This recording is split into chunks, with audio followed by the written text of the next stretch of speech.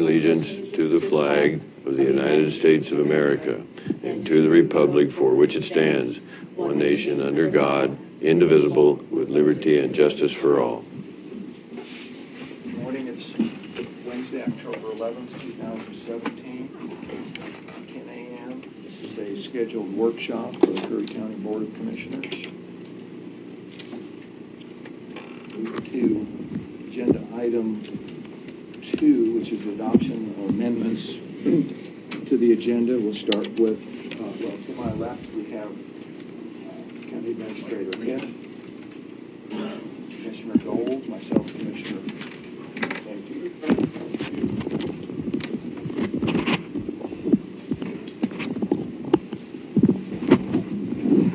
To my left, we have Administrator Hitt, Commissioner Gold, myself, Commissioner Huxley. To my right, Commissioner Boyce, County Council Huddle, and then the clerk, Jesuit.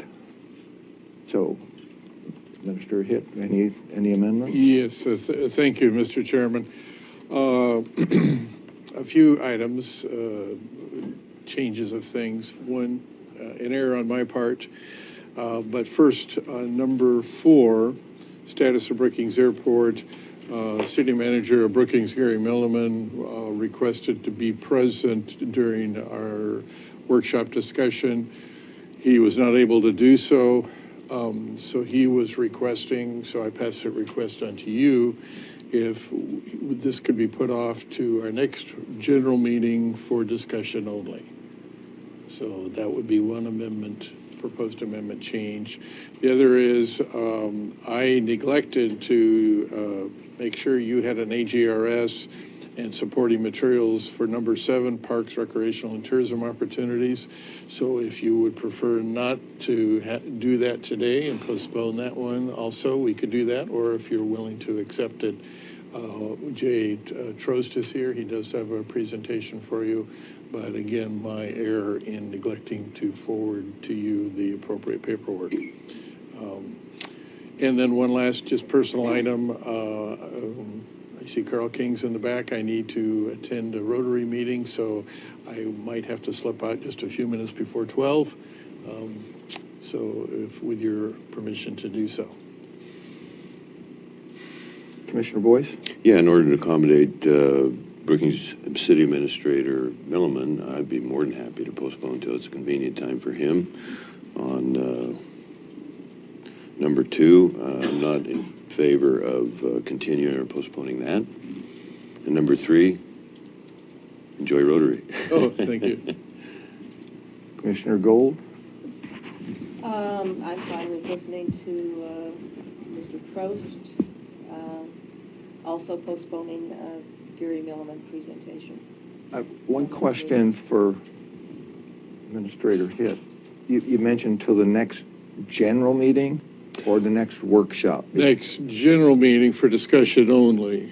If that's, if I'm just looking at the estimated time. Right. And I dare say it will be quite possibly more than 30 minutes. I think the more appropriate time for what could probably be a standalone meeting would be better for a workshop than a general meeting. Okay, then I'm totally happy with that.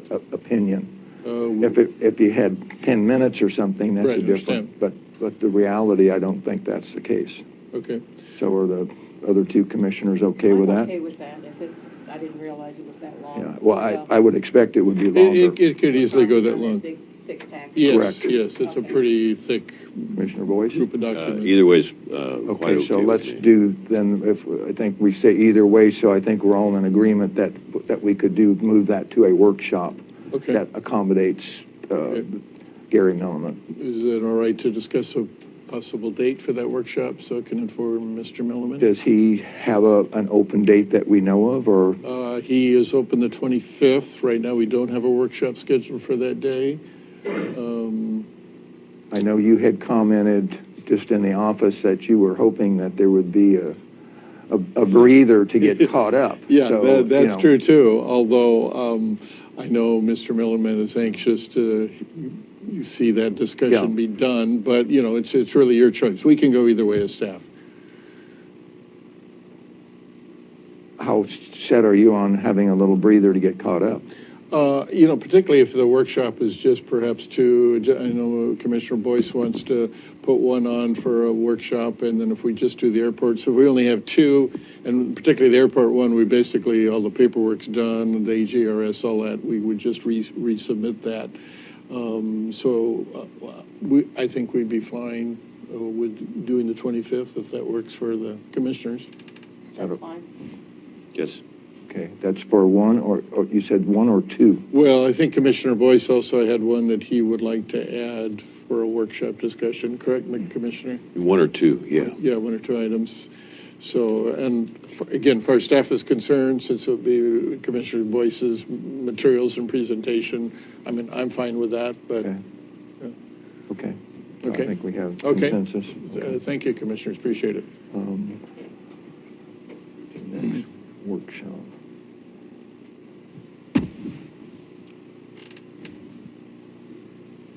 And that was October 25th. That would be October 25th.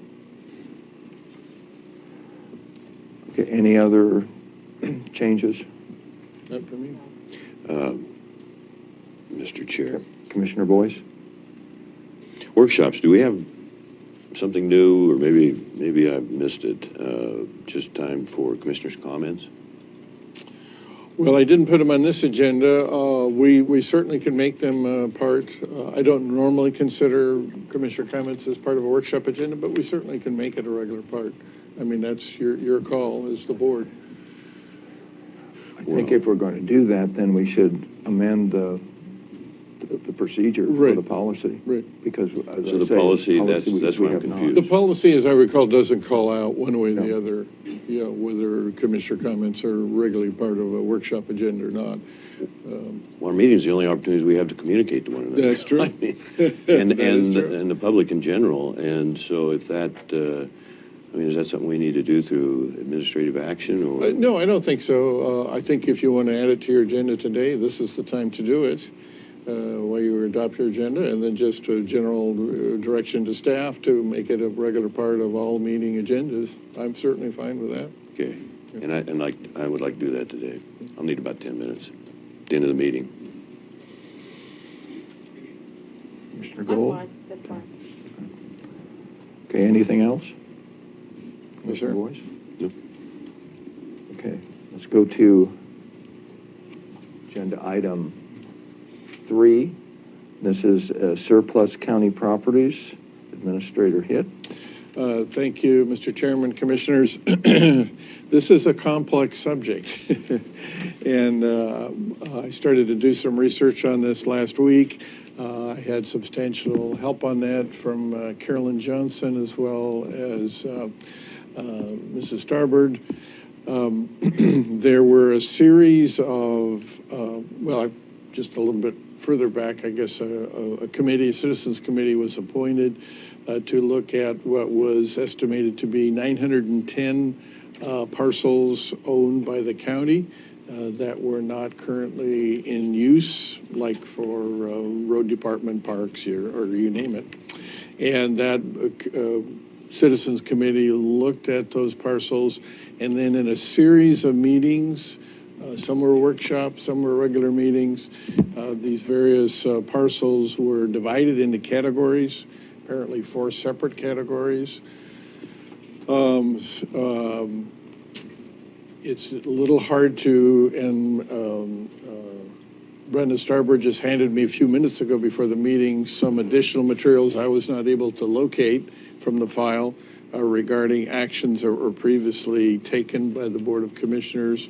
All of these were in 2016. I think the initial discussion of it was in December of 2015. And regarding property that was appointed to the parks, for parks, future parks purposes. Some was designated for the road department. Some was designated for future sale. And what I have not been able to so far determine from the record is whether any of that was actually implemented. So I'm a little uncertain as to how best to proceed. I know Carolyn Johnson, as part of your packet, has put together some information on at least some of the parcels. So at this point, unless you have questions for me right now, I'm going to turn it over to Carolyn Johnson for information and review of the parcels she was able to pull out and take a look at. Commissioner Boyce. No, I thought I heard you say 900. I think you meant 90. No, 900. No, actually, I think it was, according to the minutes, it says 900. 910. Good job. I mean, I know this is quite an issue and quite It is a quite an complex- issue. 900 properties. Yeah, 910. I've seen a I listing think. of 88. I'm sorry, what? I've seen a two-page listing, small print of 88. Right, and Carolyn Johnson just looked, she didn't try to look at all 910 or dig through the entire record. And again, part of this record, I only got handed to me this morning. I was not able to locate it myself. But again, I think what is so far totally uncertain, while we can look and see what the Board of Commissioners decided, for example, and I'll just refer to the one set here, and this is from February 17th of 2016. The board did decide, Schmelzer presented the properties for forestry operations with the threat of sudden oak death, tree disease. She suggested they explore revenue possibilities, with Smith taking the lead due to his experience with various agencies. Motion to approve the recommendation from the task force is outlined by Commissioner Smith, second by Commissioner Brown. Motion carried unanimously. So some of this was to reclassify to the road department. Some of it was to reclassify to the parks department. Some of it was something to do, and I'm not exactly sure, some designation for forestry operations. And again, I'm not sure, and that's just a very few of the parcels. I don't know that even the minutes say how many parcels were involved in that particular action. But I'm not sure whether any of that was actually followed up and done. So The great, just to, and then we'll certainly have Carolyn speak, the great majority were the small rectangular parcels Right. in Flores Lake, 25 by right. 100 or so feet long, 125 feet. Right, but hundreds of those Right. alone. So that's where the Right, most of the 900 came up. parcels were in the Flores Lake area. Not all, to be sure, but most of them. And I know Carolyn is, and obviously part of your discussion at our last workshop then, was that. Carolyn. But Carolyn, go ahead.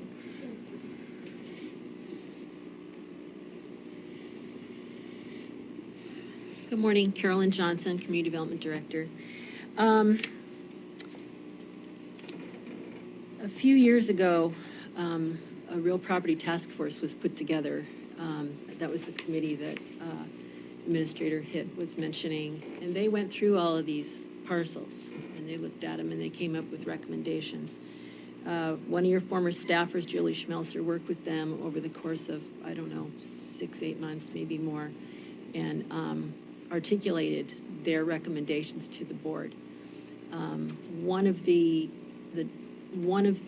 actions they took that you referenced in February of 2016, I wasn't aware of that.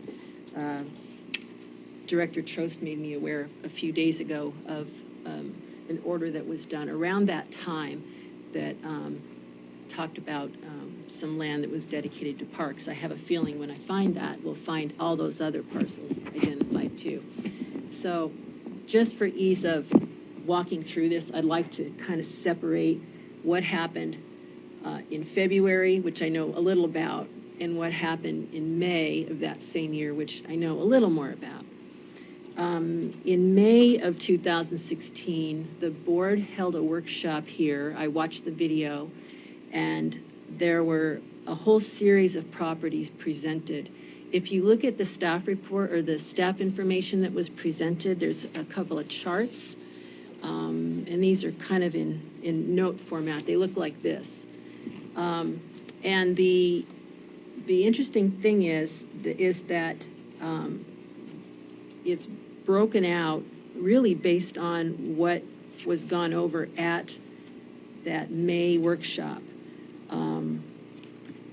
And one of the reasons we've wanted to bring this forward is because I couldn't find any record of the board actually taking a formal action on all the recommendations of the Real Estate Property Task Force from May 3rd, 2016 onward. So, there's a lot of properties, most all of them are vacant. But I think what the impetus to get us to this point is that there's some properties that are not vacant, they have houses on them. And there's been inquiries by folks saying, hey, we're interested in buying these houses. The second prompt is that one of the categories that the board heard about at their May 6th, 2016, May 3rd, 2016 workshop was there were property owners in the Flores Lake area that not where the big Flores Lake parcels are, the big group, but the smaller group around Boys Cove Park, there's property owners that are interested in some of the vacant parcels there and that would like to make a purchase. So essentially out of these, let's say 10 groups of categories of properties, there's two groups that there's folks interested in purchasing. They're either very small and undeveloped, or they have a house on them. There's one in particular, and we've had a number of inquiries on that. Last year, there was also an inquiry, an actual sale of one of the properties, but it was over here in Gold Beach. So that's one sale out of the whole group that the board talked about back in 2016 that has transpired. So what we're suggesting is that you go back and revisit some of these things. The last board talked about this, but two of your commissioners have not. And these workshops, I didn't see this last workshop that I watched, I didn't see where anybody spoke. It just didn't look like it really got out there to the Western world that this was happening. So what I'd like to suggest is that you consider the developed properties, whether or not you're interested in selling those, and you'd have to do that obviously on a regular meeting. And then also the task of whether or not you'd like to proceed with the sale of those little tiny lots that some of the property owners in the Flores Lake area are interested in. I've received a number of letters from a few folks. I think County Council has heard from a few folks. And so those are fairly small. The rest of the properties, I really think it's worthy of your time to get a general overview and revisit these, not for months and months, because there was a ton of really good time and effort put into this. There was a committee that spent a lot of time. County time on a staffer was spent on this. She worked very hard on this. I've got a book like this that she created that I've been using as my base. And so I think it's down to the end of the funnel now where the board could say, yes, we heard about this. Yes, we think this is a good idea to go in this direction or that direction. One of the things in the material I gave you, I do want to correct. I referenced some vacant property, larger vacant properties around Boys Cove Park that would be, that were like north of Flores Lake Road, as that I had not identified what the board had decided on that. And Director Chose has told me that there's a board order where they made a decision on what to do with that. They wanted to assign that to Parks. So I don't think that would need to be on the table because that decision's been made. So I think that, and John, were you good with that suggestion? Oh, absolutely, yes. Yes. I just think it needs to be a little more finite. However, just if we could get a general sense of where you'd like to go today with the sale of those developed properties. There's one on Pine Street in Brookings, and these very small parcels around Boys Cove Park that the Parks Department is not interested in, but some of these properties owners are. So. And one of the questions we would have too, and I don't know if County Attorney John Huddle has had a chance to look at this, but once you've decided or previous decisions have been made and you confirm that you're in agreement with them, that these properties are surplus, no longer needed or desired for public purposes, whether they need to be sold at auction or whether we can list them for sale and sell them in a normal process. And have you, John, had a chance to follow up on that yet at all? Or? Yes. Okay. So the general rule is if they're tax foreclosed, we sell by auction. So that's the first step, is how did we acquire these properties? If they were tax foreclosures, they go to auction. There's a exception to that rule for tax foreclosed properties if in two circumstances. One being if the real market value of the property is below $15,000, and if the shape of the lot is unsuited for construction or placement of a dwelling under applicable zoning ordinances. So that's going to be one of the questions for those lots previously described, the 25 by 100. My hunch is they're probably not appropriate for development under our current codes unless, well, maybe there could be an exception. I mean, so that's a question, and then their value of $15,000. So, and then otherwise it's sold by, again, auction, sheriff's sale for tax foreclosed. And we did do one of those. So since the time of that last workshop where the board gave direction, we're going to check sudden oak death on this, we're going to try to sell these other properties. What I had found out was, again, we had to look at the process, and then it turns out that apparently the county hasn't sold a property in 30 or 40 years or something like that. It was a very long time. What happened, because there's the question of what happens to the money after we sell it. And so what we did is we did more or less a test of an odd piece of property that was kind of a remnant down here. And we sold it at auction. We had one bidder. We got the money in, and then I had to work with the treasurer and the assessor as to how did that money get distributed to all the other taxing districts and whatnot. So instead of doing, 100, we have 900. Instead of doing a bunch of them and then trying to figure out what to do, we wanted to take a test run at one. And we think we've got that figured out. And so it wasn't too long ago that I told the Community Development, Economic Development Director Johnson that we could move forward on selling more of these properties, which may have helped put this back there. The other part of it, so again, I just described two categories of sales for tax foreclosed parcels. First, you do a sheriff's auction. If they're less than 15 and can't be built on, you can do a direct sale. There's some notice requirements and things. But it also, for tax foreclosed properties, and this is something that I wasn't sure of on any of the parcels that we have, the law says that after you have tried a sheriff's sale, and if you don't get a successful bidder, then you can go into a direct sale mode as well. Because I was not able to confirm that we had done a tax foreclosed sale on any of these, I didn't want to assume that. And so, especially hearing some of the anecdotal testimony that we hadn't really done one of these in a long time. So we did the tax foreclosed sheriff's sale on the test piece of property. But once so one thing we could do is just do a sheriff's sale. It's basically an auction on the courthouse steps. We could do one of those for every property. If we don't get the minimum bid is set, you're supposed to set a minimum bid, and I think we'd use the assessor to establish those kind of things.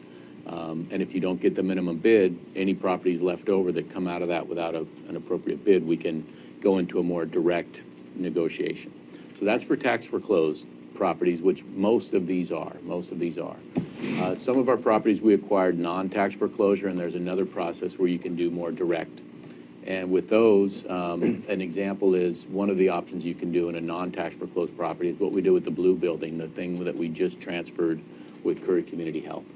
And in those, the typical option is to, when you transfer those, you have to have a tail on it, except for in certain circumstances, the board under, if it makes certain findings, can waive the tail. What I mean by the tail is usually you transfer it with to another government entity. You can transfer to another government entity with the requirement that it be used for 20 years for public purpose. That's at no consideration. Or you can do more or less direct negotiated sales with private entities. Again, like Carolyn Johnson said, and I think you mentioned, you make a finding that there's not needed for public purpose and not needed for county reasons. So I think Commissioner Gold had a question. I know the assessed valuation on most homes is lower than the real property value.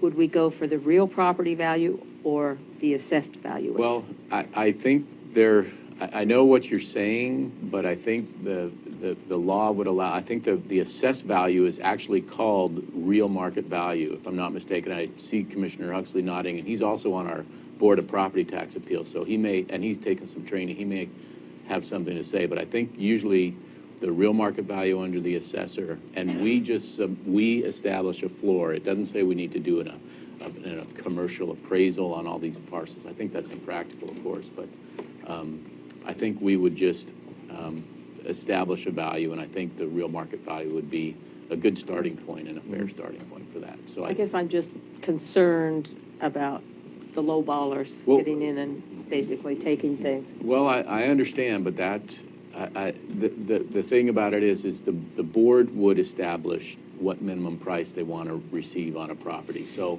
if we got to some of these next steps where we were talking about disposing of them, after some analysis between the county administrator, community development director, I can assist, what have you, maybe we would come back to the board to say, these properties we think you should use real market value on, these ones are a little special. You know, there could, but it would be set, the minimum price is set by the board using whatever information is reasonable. Yeah, for and you. I'm just saying if there's a demand for it, which I think there is on Pine Street, because I've heard of an individual wanting that,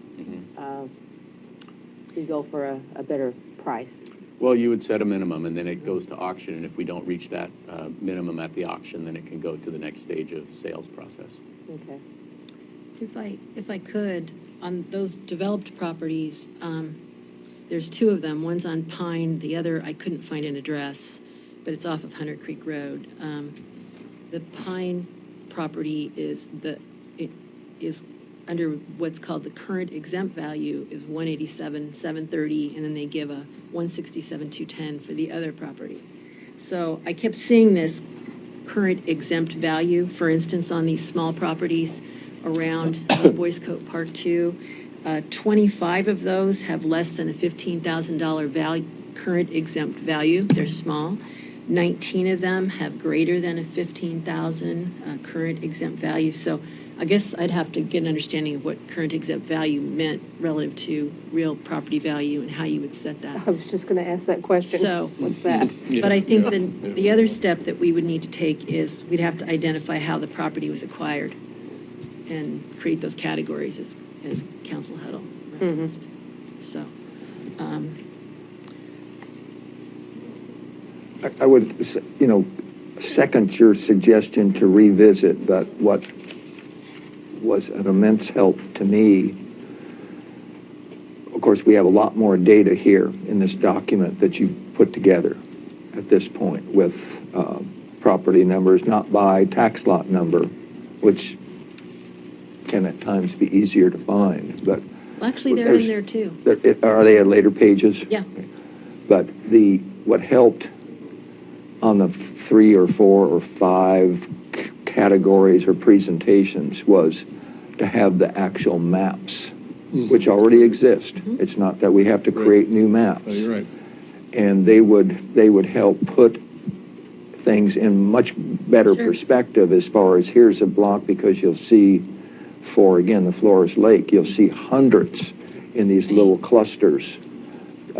It's just better to see it, and I would encourage, it would be an easy way to come back Sure.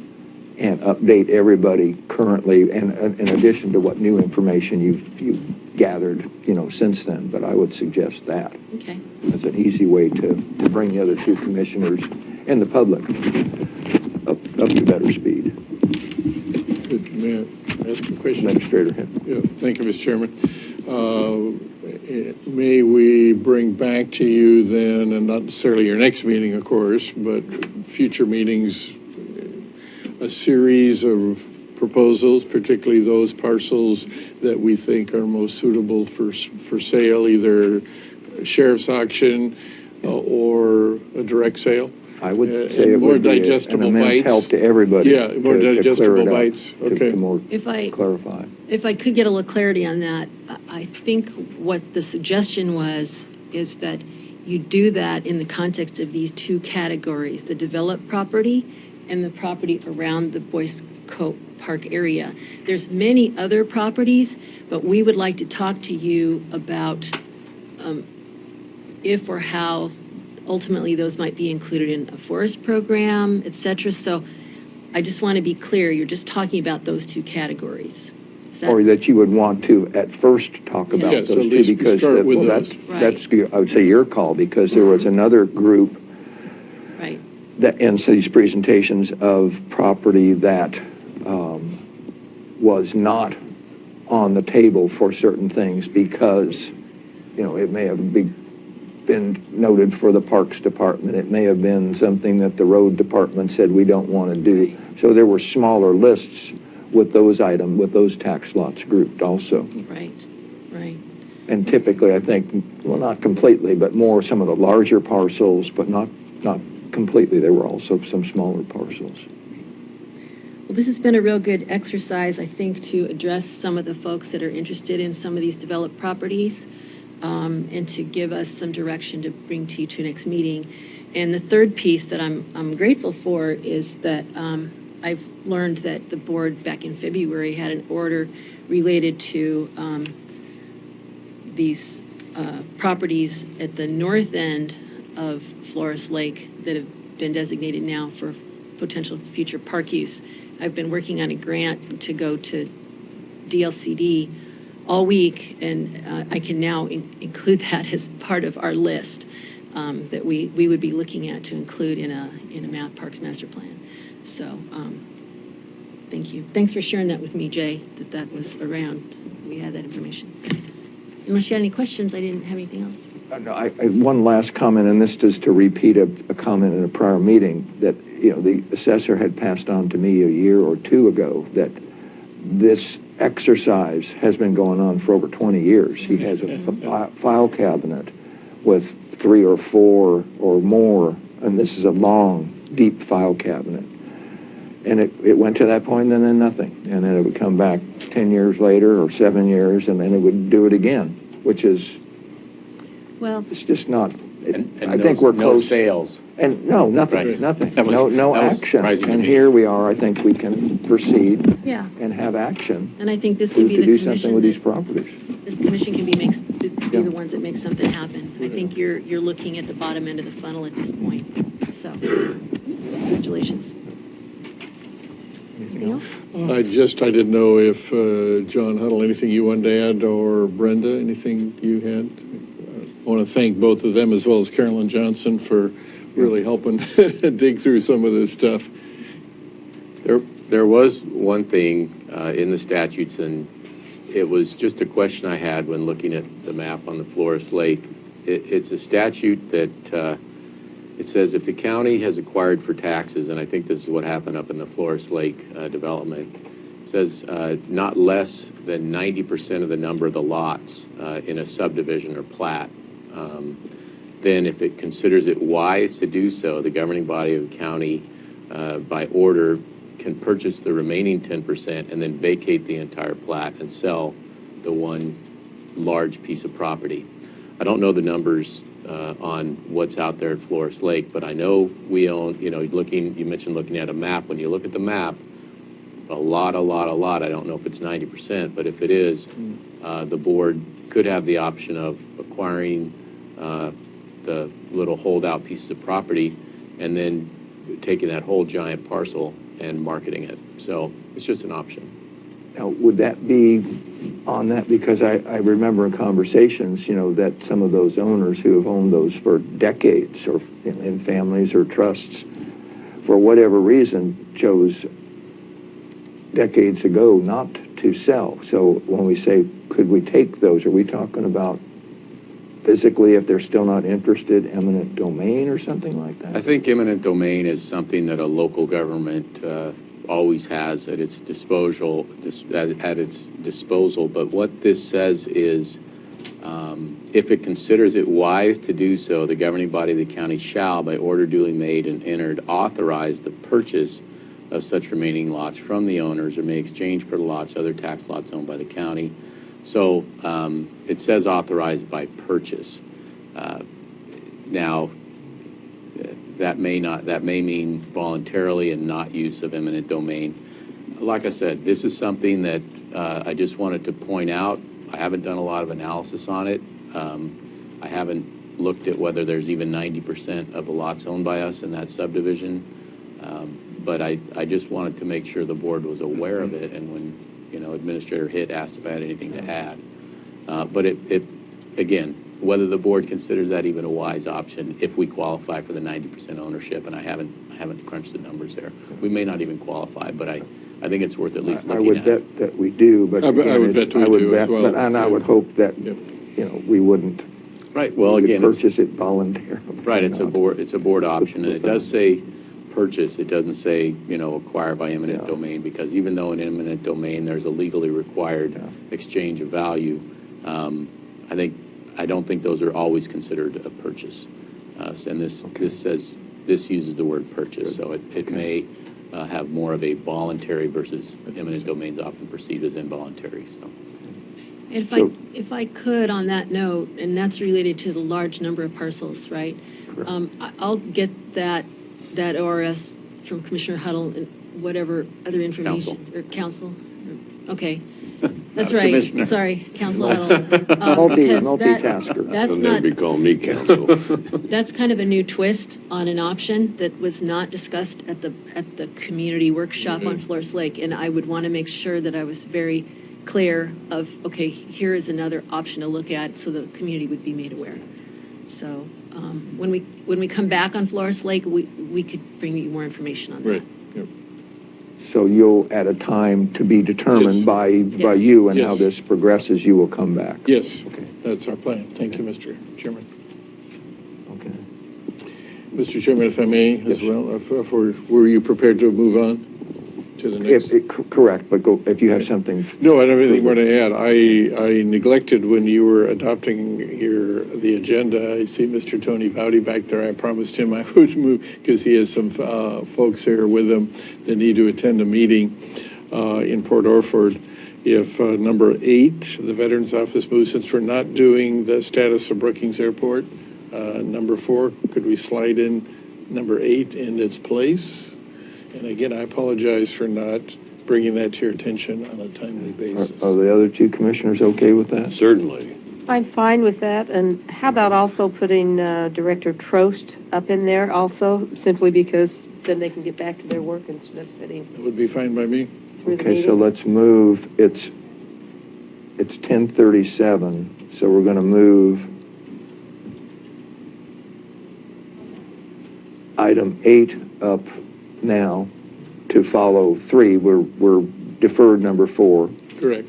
and then 7 to follow what is now number 8. Okay. So, Tony, you want to come up and, Good morning, Board. How you doing? So yesterday, you want to introduce yourself just for the Tony record? Vowdy, Curry County, or excuse me, do this every time. I'm County Veteran Service Officer for Curry County. Yesterday at 9:45 is when I actually noticed that this was on the agenda, so I apologize for this. I guess it's just to give you an update on what I'm trying to do with the railroad property versus the property I have across the street. Basically, I'm trying to trade properties with the MOU to establish our new office in Brookings at the old mortuary or WIC building in Railroad. I think it's 917 Railroad. I have 3 other entities that are people that will be working with me in that location, from HUD-BASH to ORCA. I don't know if you guys have any questions or. Yeah, I should add that in your packet is a proposed, it's towards. Yeah, because you asked me Yeah, if I would be a able to utilize all the proposed, it's spaces. fairly far down because originally, again, this is at the end. It was just Should 3 be pages, page wasn't it? 129, Yeah, yes, thank yeah, you. a couple of pages. So a proposed, you can see there the AGRS, and then a proposed floor plan that Tony put together of the different offices that are currently there and how they would be used. So basically, this is just FYI for you as commissioners at this time. Obviously, the building actually hasn't transferred ownership yet, although it probably will in the course of the next, within a week, I'm Few days. pretty confident, next few days, likely. So obviously, we didn't want to proceed with anything without just, giving you as commissioners the opportunity to see what was being proposed and to make comments, ask questions, and if you wish to have it brought back for a formal approval, we can do that as well. But Yeah, and unfortunately, next week, me and my assistant Catherine will be in Florence for our state training. So that's why it was kind of nice that this was brought up, so that if you guys make some decision next week, you can either call me via the county cell phone and I can talk to you, or the following week. But I don't know if you need me for anything. Or we could do that through county administrator, Right. probably, and him. Yes, if Conferring you with guys you, are sure, okay with sure. letting Yeah, Mr. Rowdy and I work that out. Basically, the whole thought of this office was, back when one of my other liaisons was here, we had talked about getting an office together that was a one-stop shop. Because currently, veterans have to go to 3 or 4 different offices for different services. So if we can put them all under one roof, it makes it a lot easier for that veteran to struggle. Commissioner Boyce? You have good parking there, correct? In the back, there's a big parking lot. In the front, there's 2 handicaps. Okay.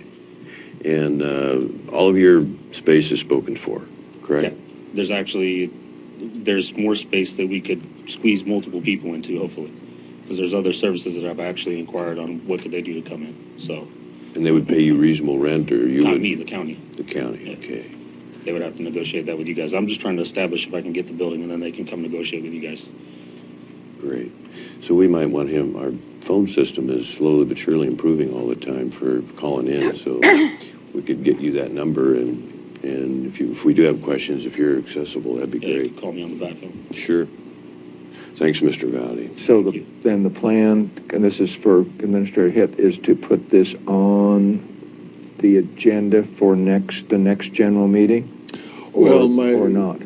Probably not, unless the commissioners wish that. I would normally consider, at least from my perspective, this would be administrative function conducted under the overall umbrella or direction of the commissioners. But if the commissioners would like to see this in more detail and formally I'm approve asking it. more on the subletting. Oh, the subletting. Okay, that is Yes. an integral part of this. Yes, right, it is. We can certainly, and I would probably do this, any leases that would be proposed to be entered into, yes, would come back to Because, you. and then we Yes, define what the actual square Right. footage is, Right. because that Right. goes into the budgeting and assessments, et cetera, et Yes. cetera. And just so we're clear, I would be giving up this building across the street that I'm in and trade for that building. Okay. So I wouldn't have both offices. I'd come check out the blue room once a week up here. Okay. So I'd still see my clients. So up there's here. some accounting yes. particulars So, here too, yes, for sure. so it would affect our budget, and obviously, again, yes, any proposed leases would come to the commissioners for Council approval. Huddle? Right, so thank you. And, what I've heard the Veterans Officer say is that the building would be kind of given to him and he would work those out. But I think ultimately the building would still be the county's Yes. building, and Yes. we'd relocate Veteran Services offices there. And then the county would negotiate with Tony's assistants, acquiring the other tenants. Correct. So it would still, good, thanks. Just wanted to Yeah, I know just that think was it would clear. be pointless for them to try to negotiate with you guys if I'm not there. So that's why if I Understood. get my spot, then they would come with me. Commissioner If they can Gold? negotiate with you guys. How does the square footage of the current building you're in compare to the one that you're going to? Probably about 3 times the size at least. Oh, okay, so it's a lot bigger down there? Yeah. Okay. I believe there's 8 offices. And then, And I've heard that there's a lot more veterans down in the Oh, yeah, Brookings yeah. area, therefore Most you're definitely. serving them better. That's good. Right. And it would also cut down on the need of my assistant having to do so many phone calls and talk to people. We could do an open door where they could just come in instead of having to call to set an appointment. So that's when majority of my appointments are daily anyways. Okay. Commissioner Boyce, did you have? Just, was there a reason to postpone this beyond next week, the general meeting on the 18th? Well, at this point, and if you're okay with my giving approval to Tony and his facilities, once the property transfer is complete, for them to go ahead and make their move whenever they're ready to make their move. And then, as the chairman has suggested, and I certainly agree with this, that as others potentially are interested in locating here, as he has, kind of roughly sketched out in this floor plan, then those proposed leases would come to you for approval at later times. But nothing we're doing that's delaying you, correct? Correct. Okay, great. Yeah, nothing, yeah, at this point. Okay, thank you. Council Huddle? Thank you, and I think we're ready to exchange the deeds on the Port Orford Blue Building and this building, so we should have, deeded ownership back of that building And if I'm understanding correctly, then it's just going to be handled on an administrative level with the move until we get tenants to leases back to the board? And confirm the square footage that they are actually leasing. the Oh, veteran certainly, services that would be part of Correct. the lease Correct. agreements. Sure. Yes. But I And think that's, then just decommissioning or whatever we want to call it, the existing. but for Commissioner Boy's question, I think he was asking, does the board need to do anything further on this to let this happen? And I don't think so. Good. No, I think we were in agreement on that. I have one more thing. Commissioner Boyce? Just while you're here, so there's confusion between the new veterans facility just opened up down the way from you. Maybe you could just tell the public and the board here what the different responsibilities are and approaches. It's real similar to the clinic that was there before, except from what I've understood, they have more telehealth, which is mental health counseling via computer. All the same services are there. I use it myself. I've always said it's scrape, bruises, immunizations, stuff like that. They do labs. But if you have any major work that needs to be done, you either go to Roseburg, White City, or Portland, or you go to your local emergency room. I mean, they're not going to give you a surgery there. They're not going to fix a broken arm there, but they take care of medications and other things like that. Do you know how much full-time staff is there?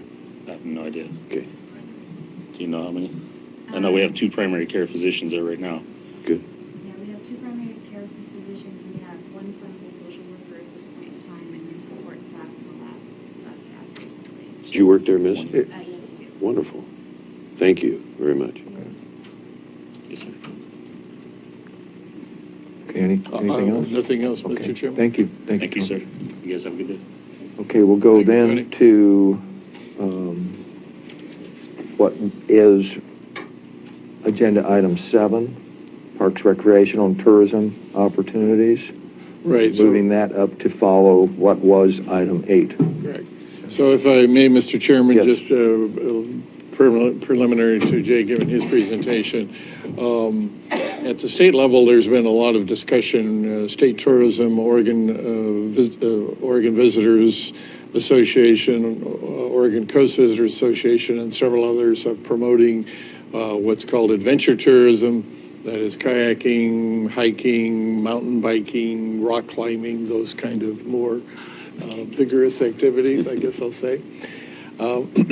So one of the things that they are looking at us, which I totally agree with, the South Coast as a whole, and then how can we develop these adventure tourism activities and facilities in a way that effectively enhances tourism. So it's already a big component of our tourism down here. The desire, of course, is to make it an even bigger part of it. So one of the things in discussing that, Tony and I talked about is, okay, what can we do to help him in his role as the parks management, parks direction? So what can we do to make that, bring in new facilities, use the facilities we have more effectively? And so we talked about several proposals, and also in conjunction with Carolyn Johnson, perhaps working on our parks plan. We're putting together a parks plan, putting together a group that can help us make that work. So with that, unless you have any questions of me, I'll turn it over to Jay. Well, Jay Trost, Juvenile Director, I think we're done now. You did very well. Well, you're going to give lot all the great details. Lot to take in there. Yeah. No, and I think what Administrator hit was really we're going to drive home is it's an exciting time in this field. Recreational tourism is, I think, at all-time highs, and there's just a ton of opportunity. Obviously, we live in a very tourist-centric location, and we have some opportunities to kind of capitalize on that. And I just want to hit some key areas and some of the stuff that spurred the conversation. So we're continually working to grow and adapt and meet the needs of the park users while developing new recreational opportunities to promote tourism. Boyce Cope it's our greatest revenue generator. It is, it's our bread and butter. It sees close to 10 to 15,000 users a year. We're at about 8,000 vehicles that come through there. And so the opportunity that it presents is very robust, and there's some opportunities to capitalize on enhancing that, growing that. And the opportunity that I'm speaking about is one that the residents out at Flores Lake are very interested in assisting with a sports court.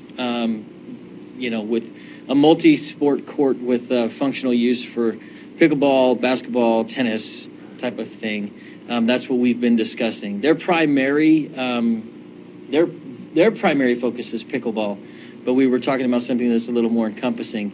And using one of the other properties that we have there that we planned out for Boys Cove 2 as overflow camping to, incorporate this this sports court idea, because when we have wind days out there, park's full, we have no problems. It's the non-wind days when a lot of our recreationalists are looking for other things to do that we don't offer. And so they end up chasing the wind, wherever it heads up the coast or down the coast. But I think with the right recreational opportunities, we could not only keep some of those folks a little bit longer, but attract more of our casual campers, the people who would just enjoy the flat beach access, have some sport courts to go to with some really nice facilities. So that's one of the pieces that we're discussing as an evolution at Boys Cove. So we have a couple of additional opportunities that we're looking directly into right now. We have a property on Elk River. It's approximately 10 miles up the Elk River, about a half a mile short of the hatchery. Riverfront property. It's not large, it's flat, it is developable. It would be a great day use group camp right on the river. It would be very difficult to build out an actual campground there.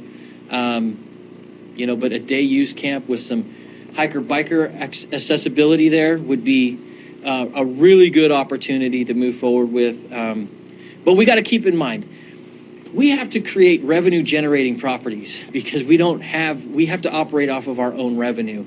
And so, a lot of the times you go to certain places and they have these beautiful pocket parks where you just, they're not revenue generators. They're just really great places for people who can go and casually spend a day or see the area.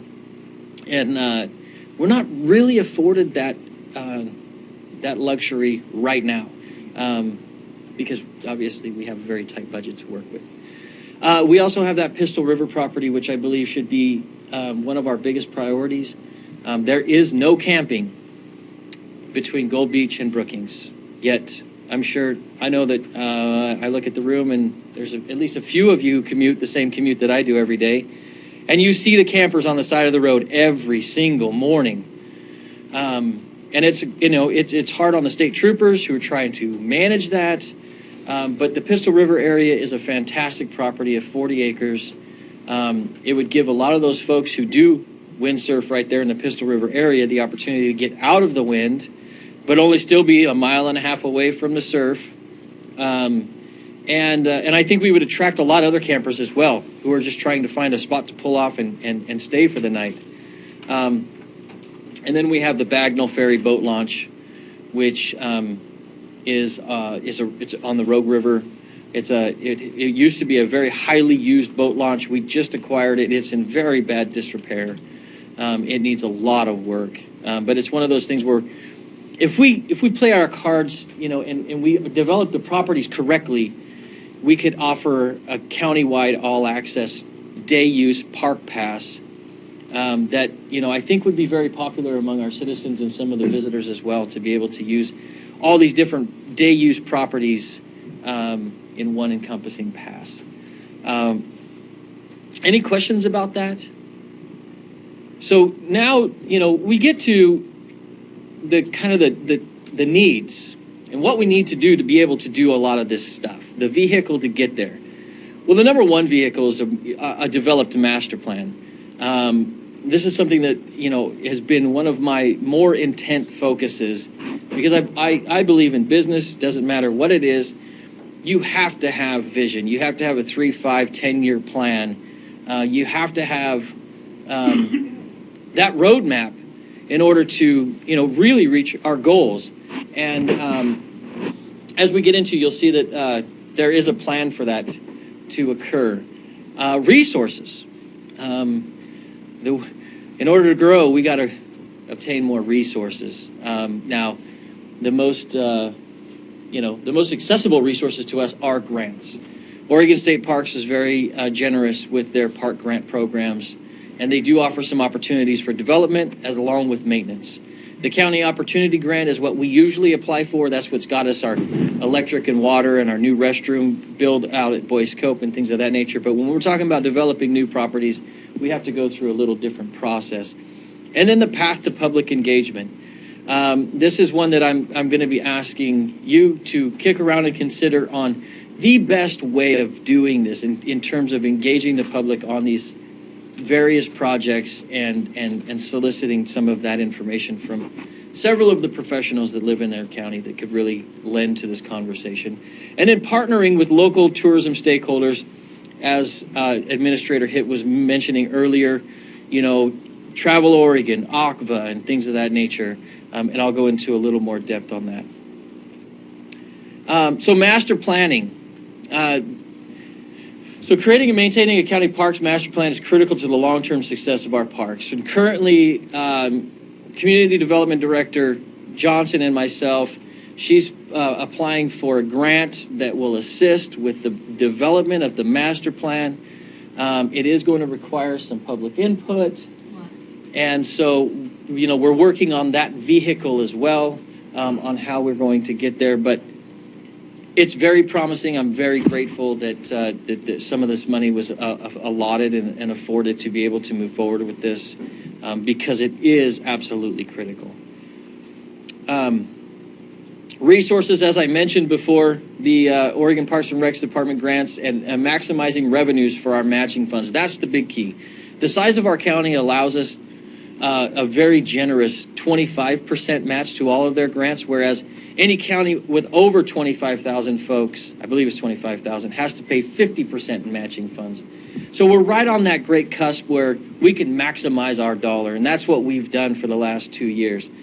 And as I stated before, we got to really focus in and look at these developmental properties. However, part of the grant process goes back to, is it part of your master plan? Did your Parks Committee recommend this development or this searching out of the grant? For the last 2 years, I put NA on both, and I've explained ourselves, and they've been okay with that.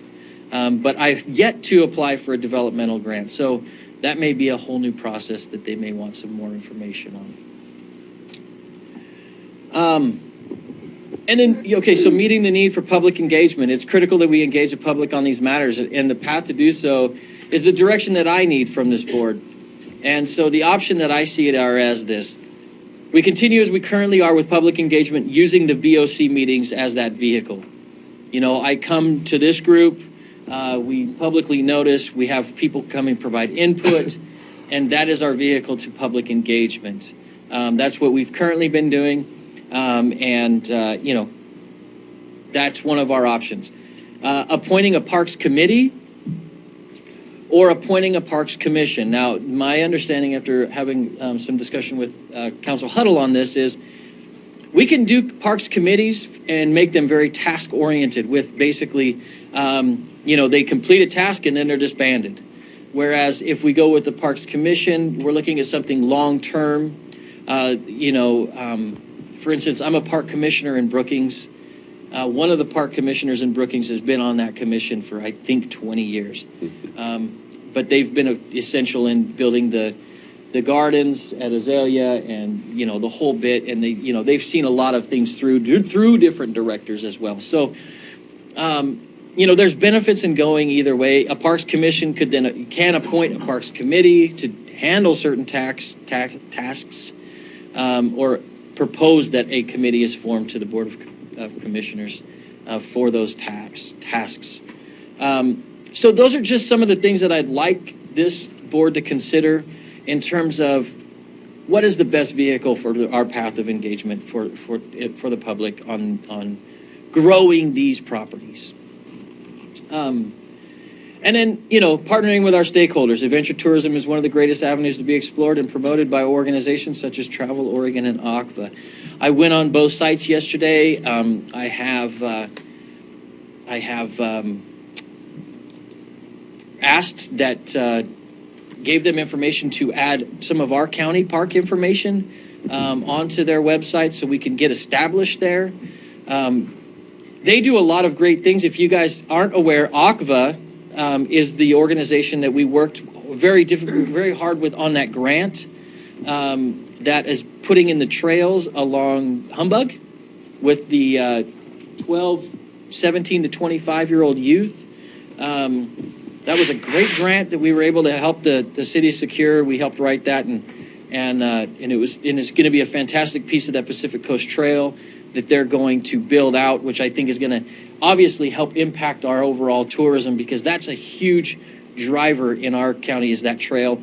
And then, Coos Bay elected to take that same grant that they were awarded, and they used it to build out a mountain bike, kind of a facility, a tourist destination for mountain bikers, which they're expecting some huge things from.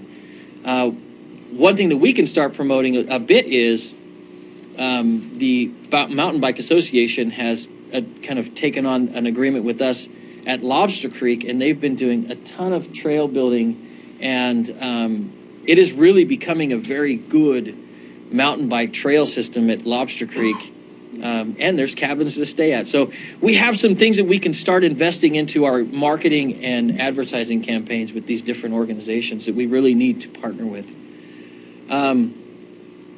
So in summary, we have a wonderful opportunity to enhance and further our parks and provide robust menu of recreational and camping opportunities. The big needs right now is master planning, resources, public engagement, and partnerships. And so that's the focus. What I'm looking for is a little feedback from this board on the path to public engagement, on what you'd like to see the Parks Committee establish there. And we will continue to come back and report on our progress with the master plan, the grant procedure with Director Johnson, working to obtain new resources. Obviously, I'll come back when we have grant proposals that want to get approved. But this is a real opportunity, I believe, that we need to capture at this time. And we can't wait much longer. I mean, we can wait, but obviously it just puts us backwards. And the sooner we get there, I think the sooner we're going to start seeing some revenues come in. Commissioner Gold? I just have one question. If we were to pass a bed tax, could some of that money coming to the county go towards these projects? I believe so, yeah. Okay. And I would need that explained, because I don't think it has to go to tourist promotion, but I don't know about recreational Right, and development. Or facilities. Or It does. facilities, yeah. Percentages, do you recall? Well, it's 70% to tourism, promotion, or facilities, and then 30% other. Okay. And other would be to the county. General fund, yes. Okay. the other thing is I believe our parks could also be part of charging the tax. They can be, Yeah. yeah, they can be, yes. And so Yep. when we're talking, Many parks we do. have thousands and thousands and thousands of guests every year, that could help generate some funds. Well, and also help build up your facilities and your new developments. Yes. Just, I thank you for the clarification to Council Huddle between a Curry Parks Commission and a Curry Parks Committee. And of course, I think that's probably the easiest and wisest thing we can do. And yeah, I'm with you. A little urgency on that I think would be smart. And yeah, And make no promoted that. mistake, I don't mind using this as our path to public engagement. I just want to see what you feel is the most efficient way of moving that forward. Encourage you to get that on the educational channel, if you haven't already. No. Reach out. I will. Okay. Yeah. Any other questions? Mr. Hitt, did you have any final Yeah, thank you, Mr. comments or Chairman. suggestions or Yeah. recommendations with the options? Yes, thank you. Mr. Chairman, Commissioners, many of the granting opportunities that are out there from Oregon Parks, Oregon Tourism, and even private sector grantors, they expect to see a master plan, a professionally developed, fully thought through, fully publicly vetted, and of course approved by you as commissioners master plan. And then once that is done, the granting opportunities substantially broaden and substantially deepen, i.e. more funding available.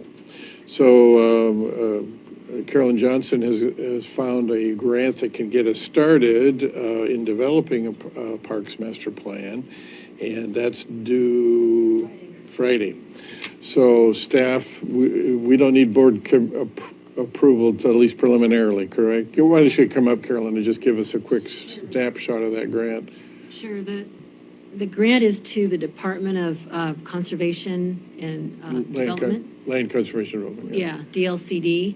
And it's a technical assistance grant. And the number one priority for handing out funds for this grant is that you show that you can expand the economic development potential for your, I'm sorry.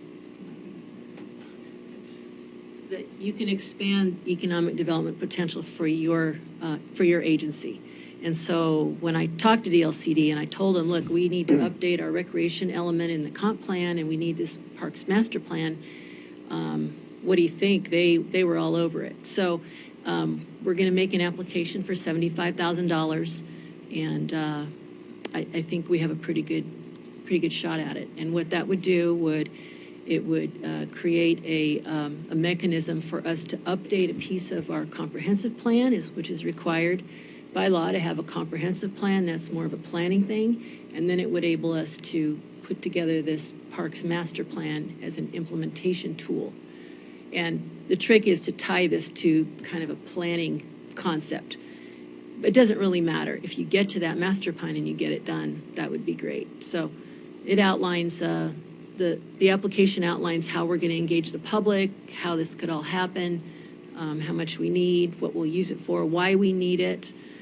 We got a lot of good information from ACVA and Wild Rivers Coast Alliance on the marketing that's already been done to show this. I think Jay made a really good point that we would have all kinds of folks coming, but in this grant, I mean, I have to prove that out. I have to say, yeah, somebody studied this and this is what they found. And I think we can do that. So I'd just like to support Jay in his efforts when we get down to that point where we do the Parks Master Plan. But I think we have a pretty good shot at this grant.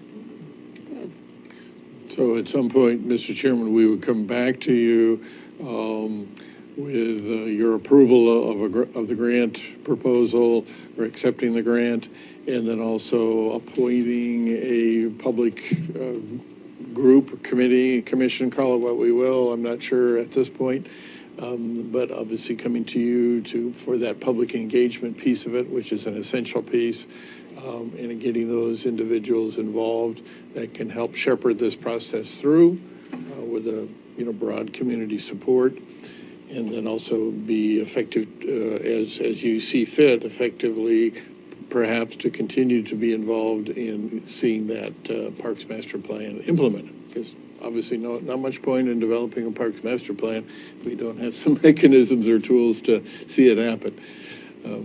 So that's kind of what I would recommend to you, Mr. Chairman, and your fellow commissioners. Any further comments or? I would just say it's kind of like your structure. You have to have a plan to get the structure, and it seems to me that this hasn't happened in the past, and so we haven't been able to move forward. And if we do get this plan in place, we'll be able to move forward probably more quickly and accomplish more. So I think it's a good thing. Okay, That's all I have, Mr. Chairman. thank you. Thank you. And we'll go and move to back back to what is agenda item 5, then report on tax policies in other counties, cities, and it would be Administrator Hitt. Yeah, thank you. You have there on your, at your place setting there, a packet that looks like this, a chart. So at a prior meeting, we talked about possibility of looking at or getting a group of citizens involved at perhaps looking at what other areas of the state, cities, counties are doing in the way of perhaps enhancing revenues.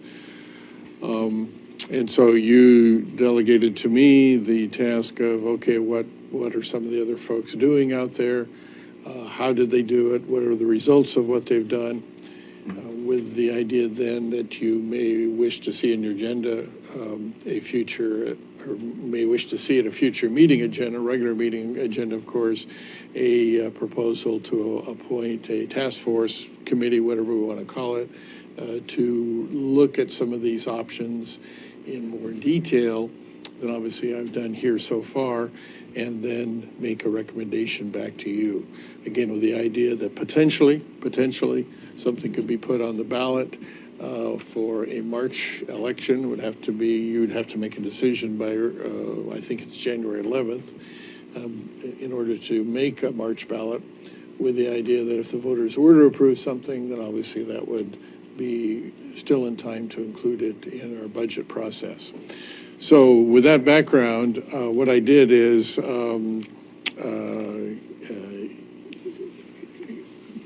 look at, what I have on top here is Curry County sales. So one of the things that was mentioned was the consumption tax. And so a tax levied on certain types of sales.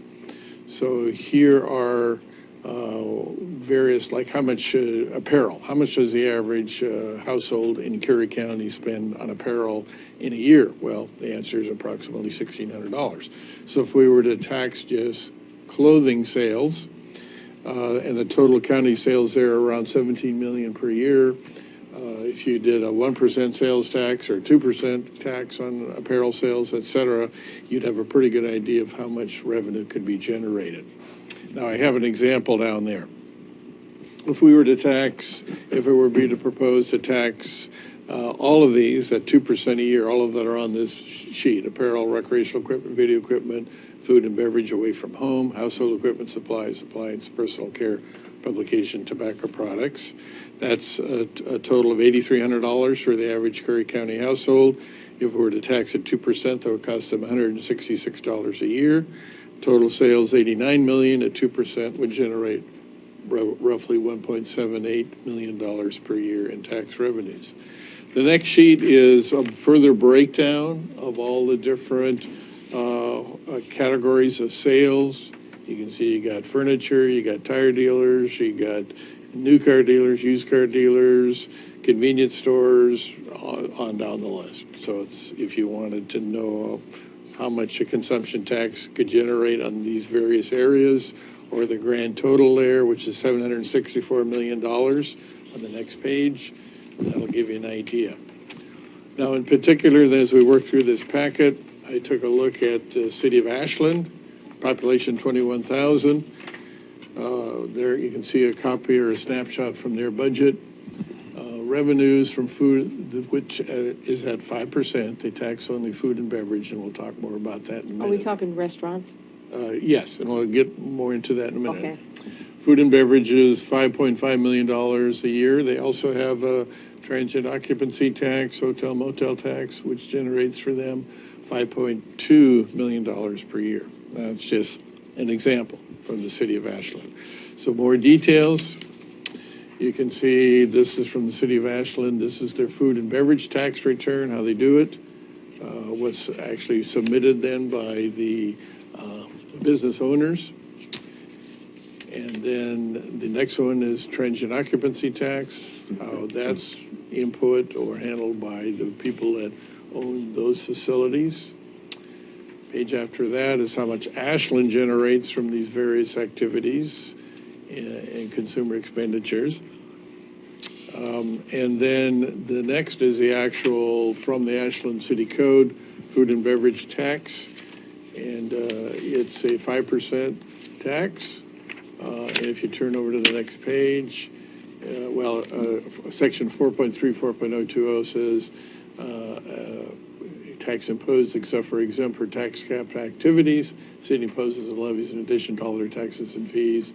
A fee on food and beverages sold by restaurants located within the city to the public except for whatever reason, I don't know why, for whole cakes, pies, and loaves of bread and purchased for consumption on premises, and for alcoholic beverages. So then the next page, they have section, which is 4.34.020C, the taxes collected by the city shall be used as follows. 25% shall be paid into parks account. So Jay Trost would love that. The city may retain up to 2% for administration, part 2 there. 3, the following amounts for fiscal years 17 through 22 must be paid for the wastewater treatment plant debt and wastewater capital improvement.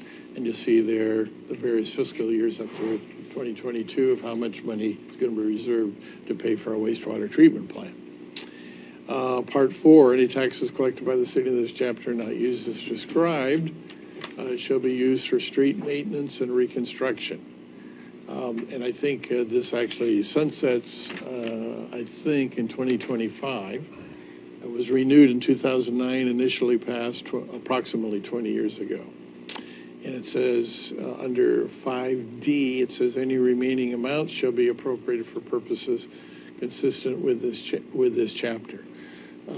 Other purposes are approved only by council, adopted ordinances, and a vote of the people. On the last page there, on the back, you see 4.34.030 exemptions. So who is exempt from this? Well, public or private schools, foods, beverages sold in hospital grounds, bed and breakfast, vending machines, and so on down the list, including J, candy, popcorn, nuts, chips, gum, or other confections, but not including ice cream, frozen yogurt, cakes, pies, or other desserts. So the people who want the really sweet things have to pay the tax, and people that are satisfied with not so sweet things like popcorn don't have to pay the tax. Now, how they came up with that, I have no idea. And they cap it at Part K, single food service events located in which restaurants or catering services exceed $5,000. So that's exempt as well. So anyway, that's an outline. There's more. In addition to that, I also took a look at League of Oregon Cities has another on gas tax and transportation or street utility fees. So we can, with a vote of people, levy a gas tax. You can see there, kind of looks like this. Document, one city levies a 1 cent per gallon, 3 levy a 2, 15 levy a 3 cent, and 1 levies a 5 cent. And then you can see what they're used for: road construction, repair and road maintenance, bike pedestrian pathways, and sidewalks. And then following that, on the back page of that is the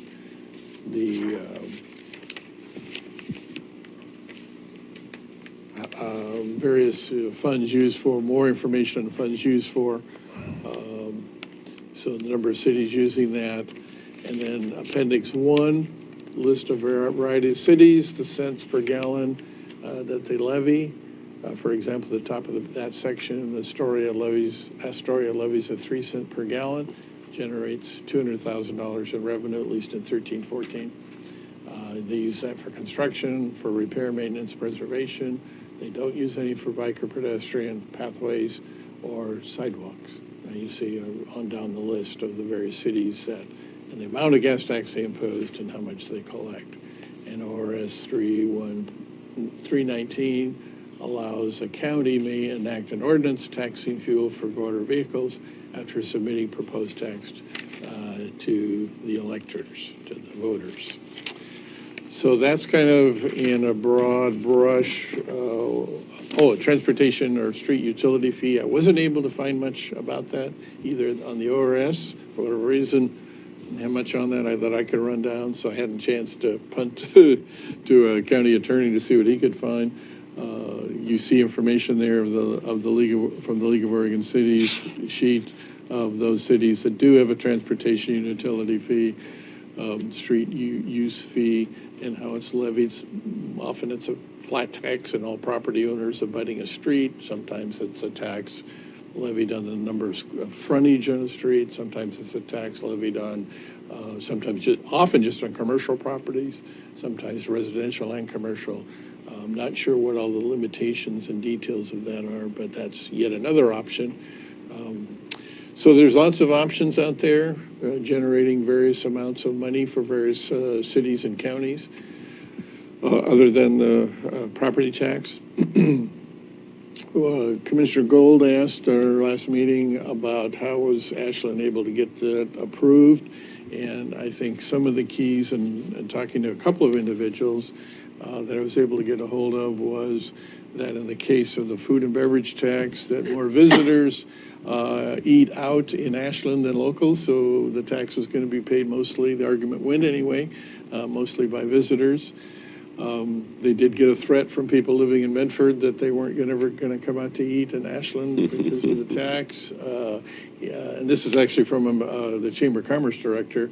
I said, well, did any of your restaurateurs notice that the drop in business? And he said, no, none of his, at least that were members of the Chamber of Commerce, reported any problems. I asked him what problems did they complain about. A few, he said, complain about the actual process work of collection. You'll notice from the Ashland forms they actually get paid for collecting, but probably the perception is they don't get paid enough.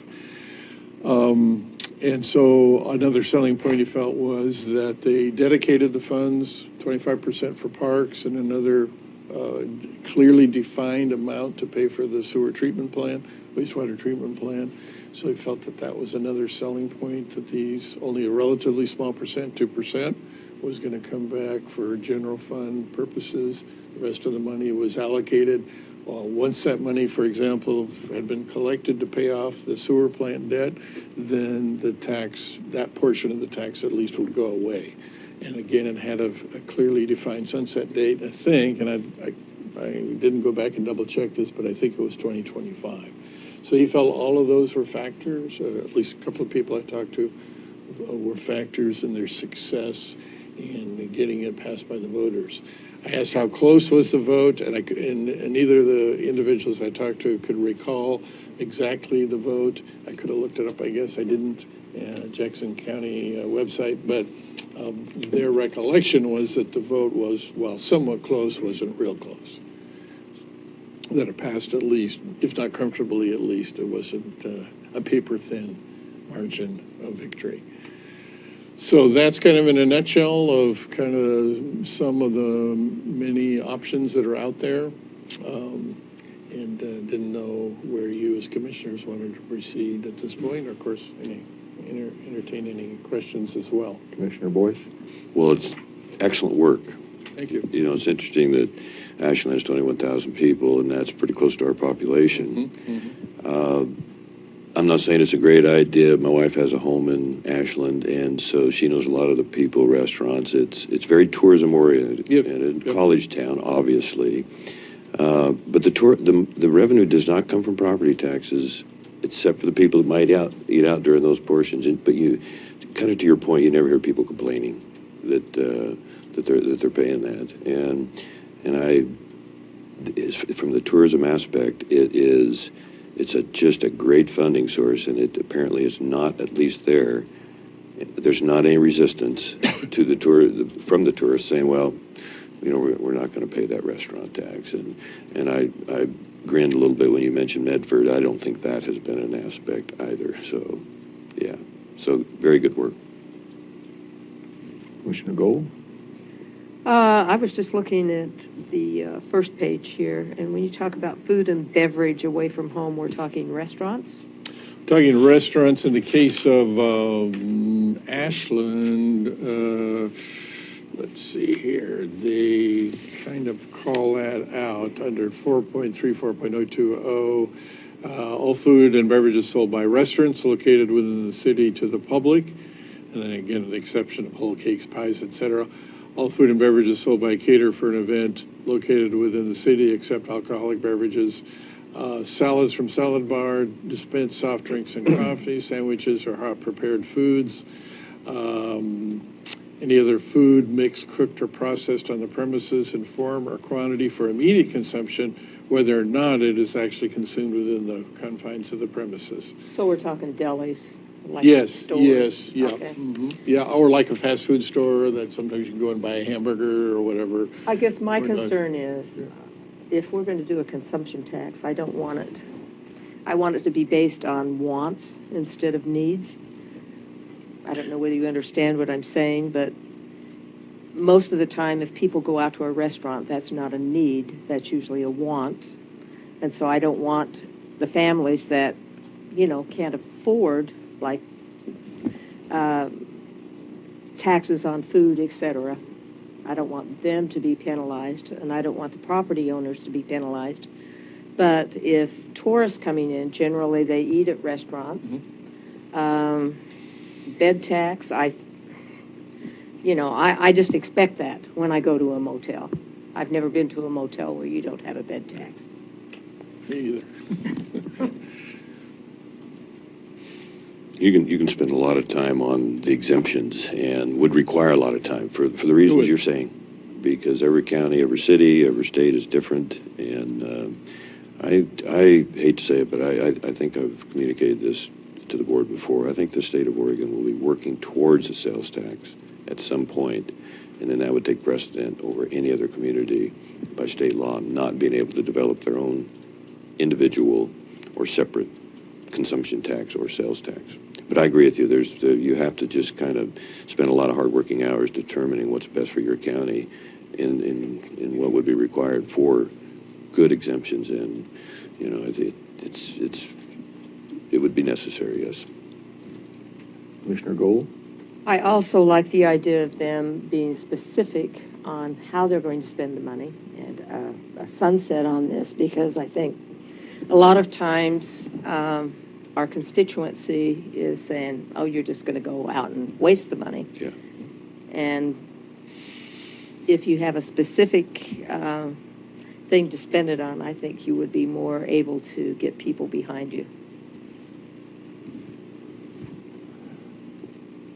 I would ask, because again, this didn't go out, so the public hasn't seen this. I would ask that, nor had we heard certainly your comments, and you've noted through here, well, this is a 5%, or this is I would ask that, I guess, number one, that you summarize, which I think, with time permitting, you would ultimately do anyway, in a couple of pages, maximum, what you just said to us. Yeah, happy to. That this be put on the county website with that memo when you're ready, Okay. and that it also be at a notice, email notice in the very near future, be sent out to the email recipients for the meeting notices, and I think that your memo in this be sent to the press too, to get it out. We've mentioned Ashland. Ashland is a different, and certainly we say no county or city is the same. Ashland is really Different. okay? I don't know. They're different. I wouldn't want to live there, but I look at and I say, well, there's success. There's no argument. I wouldn't want that, type of atmosphere, but they've been amazingly successful. So they're clearly, the Renaissance fairs and the things like that, the different groups that they pull together.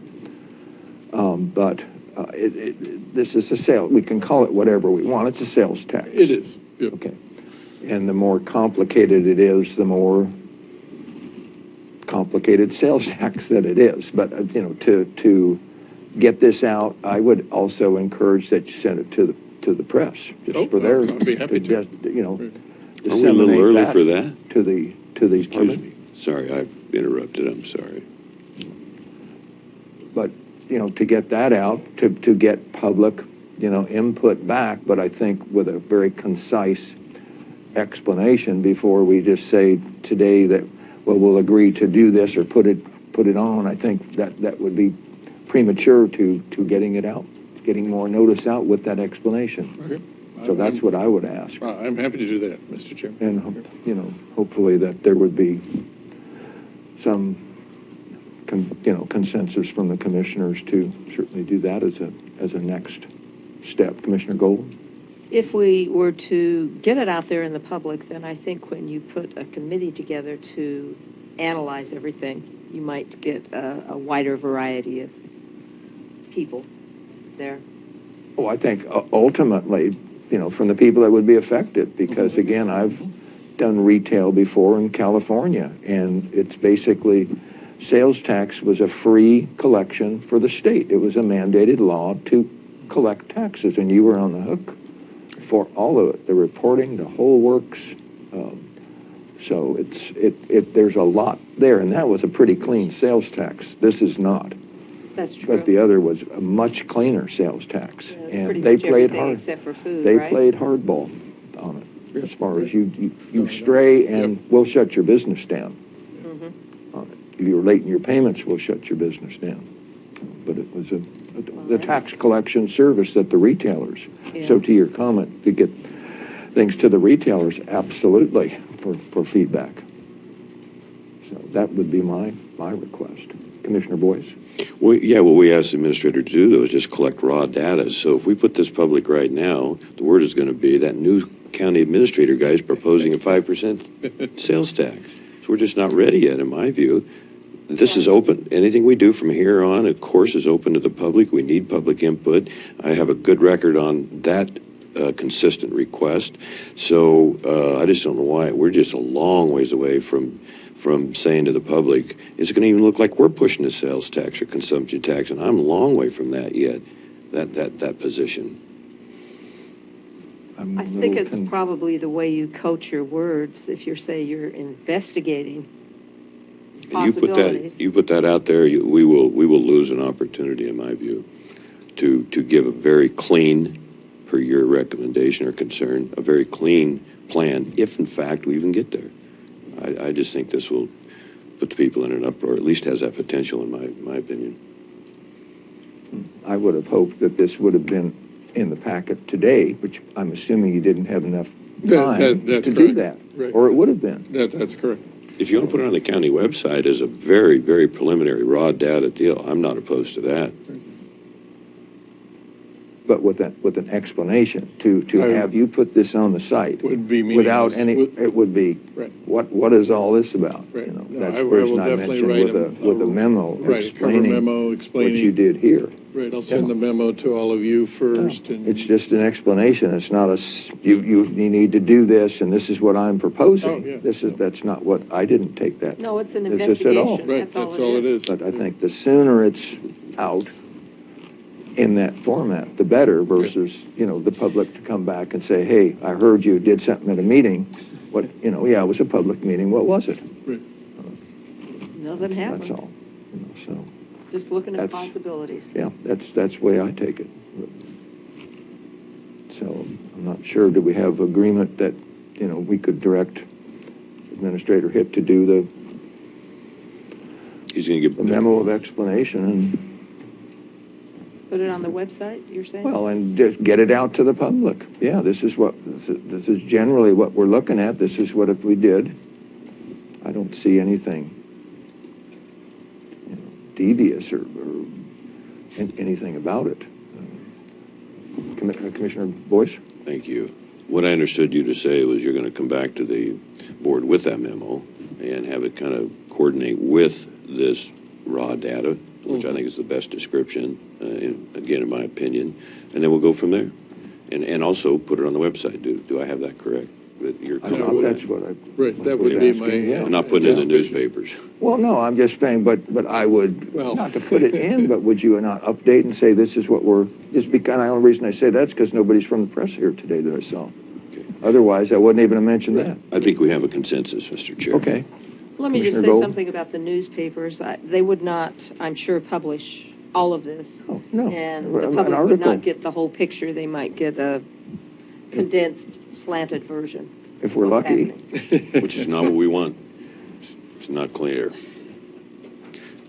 It's So not we do, we're abbreviated. still, I think, I think I we think so. are in agreement. Yes. Yeah. So, I okay. understand good. that. Yes, thank you, Mr. Chair. We can debate the- Commissioner. Add it to your list. I will add it to my list. Yeah. That's okay. Okay, so shall we move to agenda item 6? Yes. Are we that- ready to- Yes, and I will punt on that one to Commissioner Boyce. Thank you, Board. Okay, I have some handouts here. I'm going to go 2 this way. District Council, it's your lucky day. Take one of each of these. You know what's happening, and I apologize. I would have liked to have had a minute of silence for what's going on in the Napa Valley and the wine country. I'm afraid to look at the news tonight, but as of this morning, yesterday morning, I'm sorry, I haven't seen the news since yesterday morning, but 1,500 homes destroyed, 12 people lost and dead, and over 100 missing. And the pressure on FEMA right now, and it's hard to have a discussion without bringing up the Chetco Bar fire, especially as it relates to Curry County. But FEMA is under a tremendous load, and in fact, because of Puerto Rico, the Texas hurricane, and of course the Florida hurricane, and now the California fire, they've spent about 90% of their funds. And so I don't want to be pessimistic, but as it relates to Curry County, we've got a major mountain to climb to get additional help. And I think we have to be diligent and position ourselves. And I think we're, along with the city of Brookings, I think we're making some good progress there. As that relates to food, and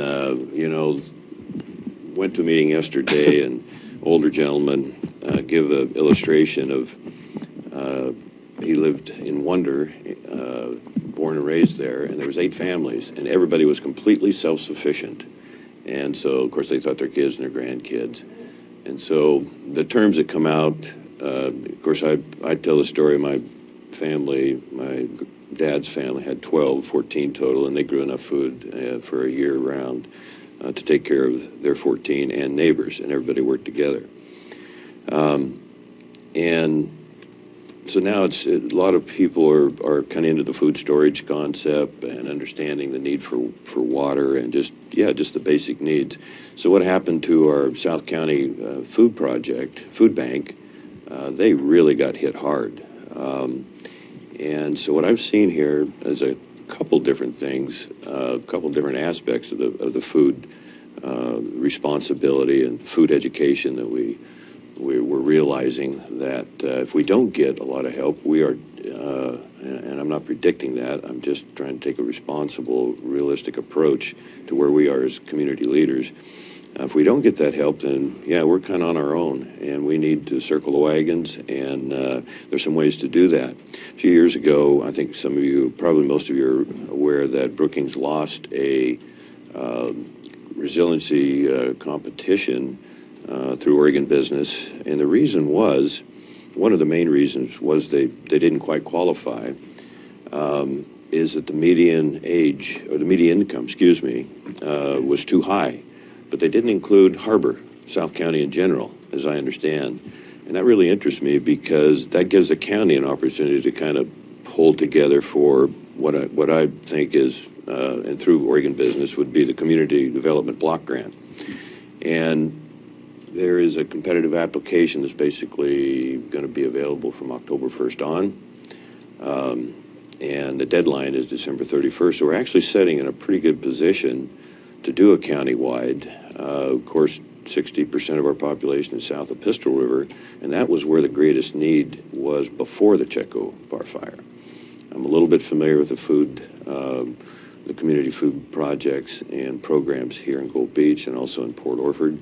But the cards, the little business cards I handed out to you was a couple people from Del Norte working with the tribes, and they're looking for land so they can not only grow food but teach their kids to grow food, the art, the responsibility, the ups and downs, and so that's kind of a different aspect, but it does relate to, as communities, and I'm very interested in this because I've had a lot of garden experience over the years, more failure than success, of course, but it's been a neat thing, and it's something I have 8 grandkids. I'm always concerned that they won't know the difference between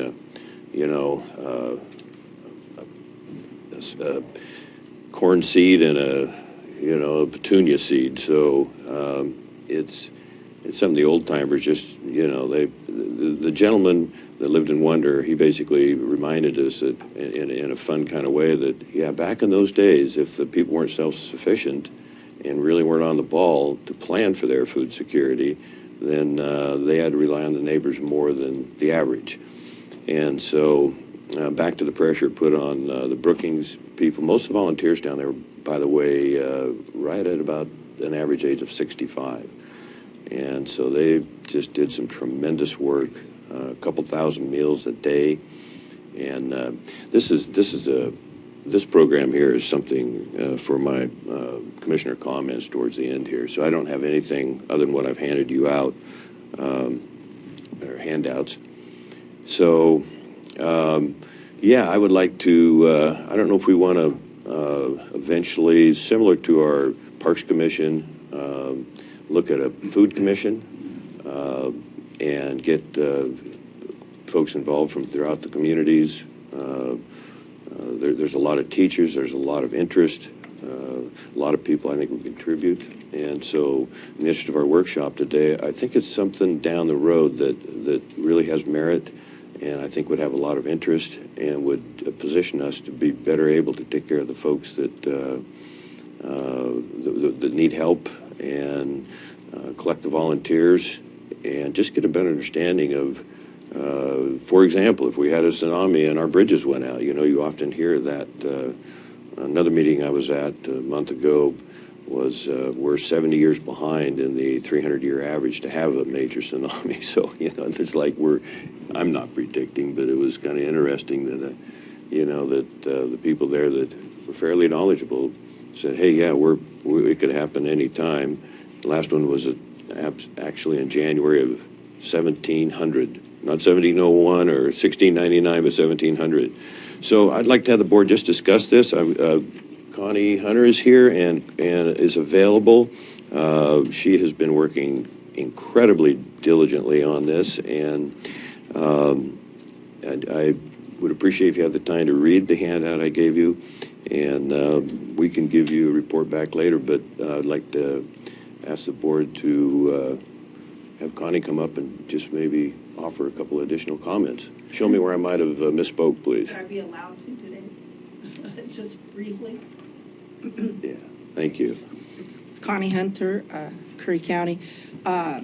If you'll look on page number 2 of 8, you're going to see services delivered, snack packs, and daily food opportunities. We were able to come up with numbers in association with those. We had not been able to cost out all of those expenses prior to me filling this out. And supposedly before noon today, another set will be brought, and I'd like to resubmit this document because where on page 3, you're going to see costs incurred as a result of the Checo fire. Since we were able to add those 3 sets of numbers beyond what we had before, it brings our total closer to our original prediction, which was $19,200 that we actually were costing the fire. So that's instead of the 84? Yeah, and what happened was, Commissioner Gold, was we were able to look at numbers in three ways here.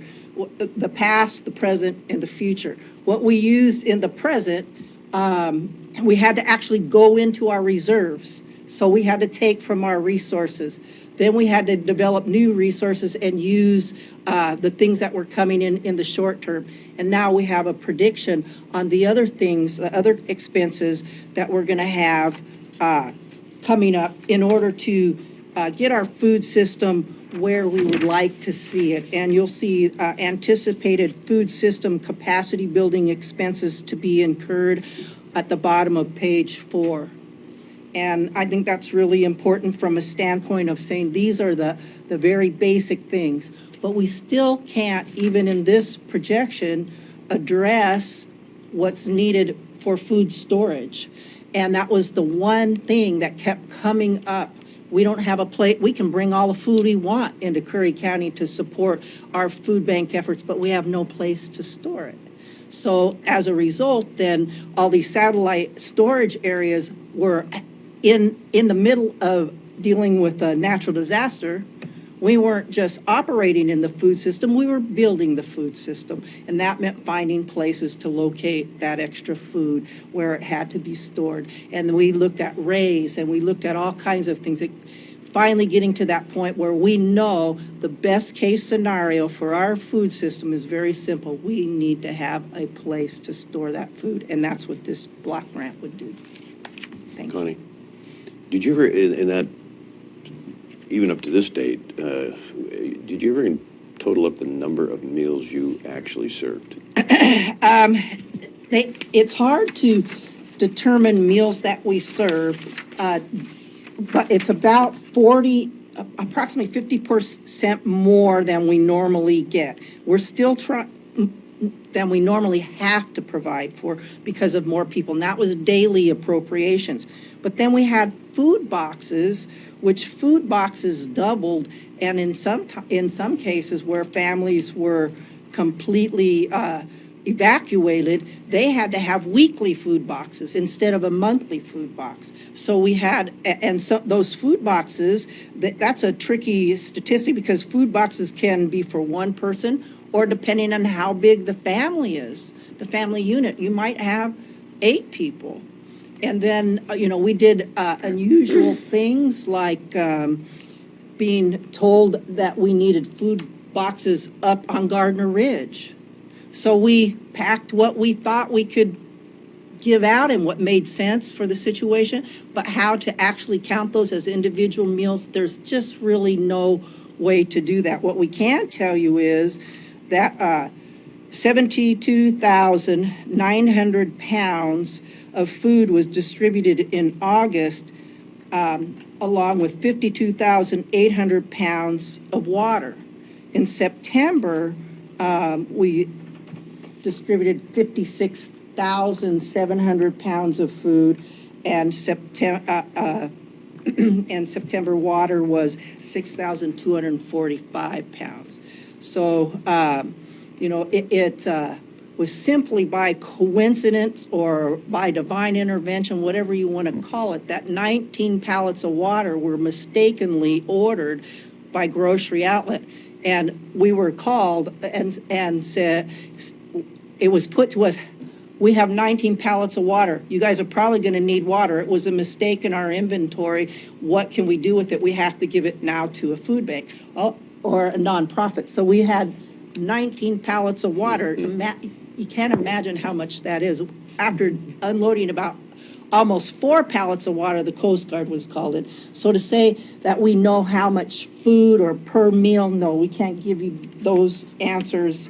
It's just not that simple. But when you total up August and September and you say 153,891 pounds or somewhere about that was distributed in food, and total for both months 62,945 pounds of water, you have a pretty good idea of what was happening over there. And as I mentioned before, being able to go back and figuring out where we had to go into our reserves, that was the piece that was missing. That as soon as the new handouts show up, it'll accommodate that. I'm sorry. No, I just have a couple more questions. So would you advise us to maybe do a food force or food education commission or whatever category or description you want to use, and then apply for this grant? What would be in your view, what would be the best way to approach and, because we don't want to miss this deadline, and it's probably going to come up fairly soon. And the other aspect, Connie, I want to mention, within a couple of, maybe 4 weeks, we're going to have a new emergency management coordinator. And so would there be a category of this that might be under emergency, the emergency management program? So we're prepared, God forbid, we have another situation like this. To answer your first question, I think that it's an opportunity right now. I think the community development block grant would be great. I think we have to do our homework in putting that together. I think we do need a food strategy. You know, we look at dealing with food system issues, and we just don't always, excuse me, taken into account the things that we need to build into a food system besides just having the capacity to function operationally. We need, Commissioner? My question is kind of encompassing. When you're talking about a food system, are you talking about for everybody or for just those people who are indigent and don't have a supply of food and they need to come to the A food bank? system in Everybody. a county is more than just feeding those who are in emergency situations. So you're talking everybody. Yep, absolutely. And that includes emergency preparedness. Had we not had the 3%ers involved, we would have run short of food here. We wouldn't have been able to Because get I've it. always thought So- of food as being kind of an individual thing. Each family needs to get prepared. And I think an education part would probably be more. I don't think the county could even come close to providing food for everybody. But education and giving people an opportunity to find places to buy food or whatever so that they can prepare individually. Funny that you should say that, Commissioner Gold, because the three things that I think are most important to a food system include food system stability and security. That's for the people that don't have enough food on a regular basis, the 2,000 people a month that are using the food bank. Food sovereignty, which means that if we're in a predicament, that we can solve our own food problems. There you go. By, having, of course, nutrition programs and things like that become a part of it.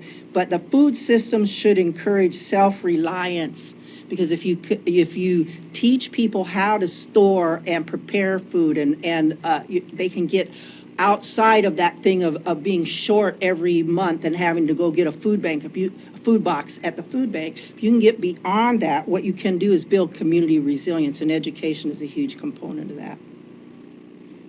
Very And good. not only that, if a calamity were to happen, not everybody can get to the food bank, and so it's important for people to be self-sufficient on their own, have something stored away. Well, and for the food bank to take on the initiative like we did during the Checo Bar fire, what happens if the food bank itself is in jeopardy and we have to have that food somewhere else? Well, we were able to commandeer from Bernie Bishop Mazda a large flatbed truck, and so we had no storage, but we put it in there with two ideas: store it and move it if we have to in a predicament. So I think when you bring this down to a smaller level, say neighborhoods getting together, it's probably more efficient in the long run.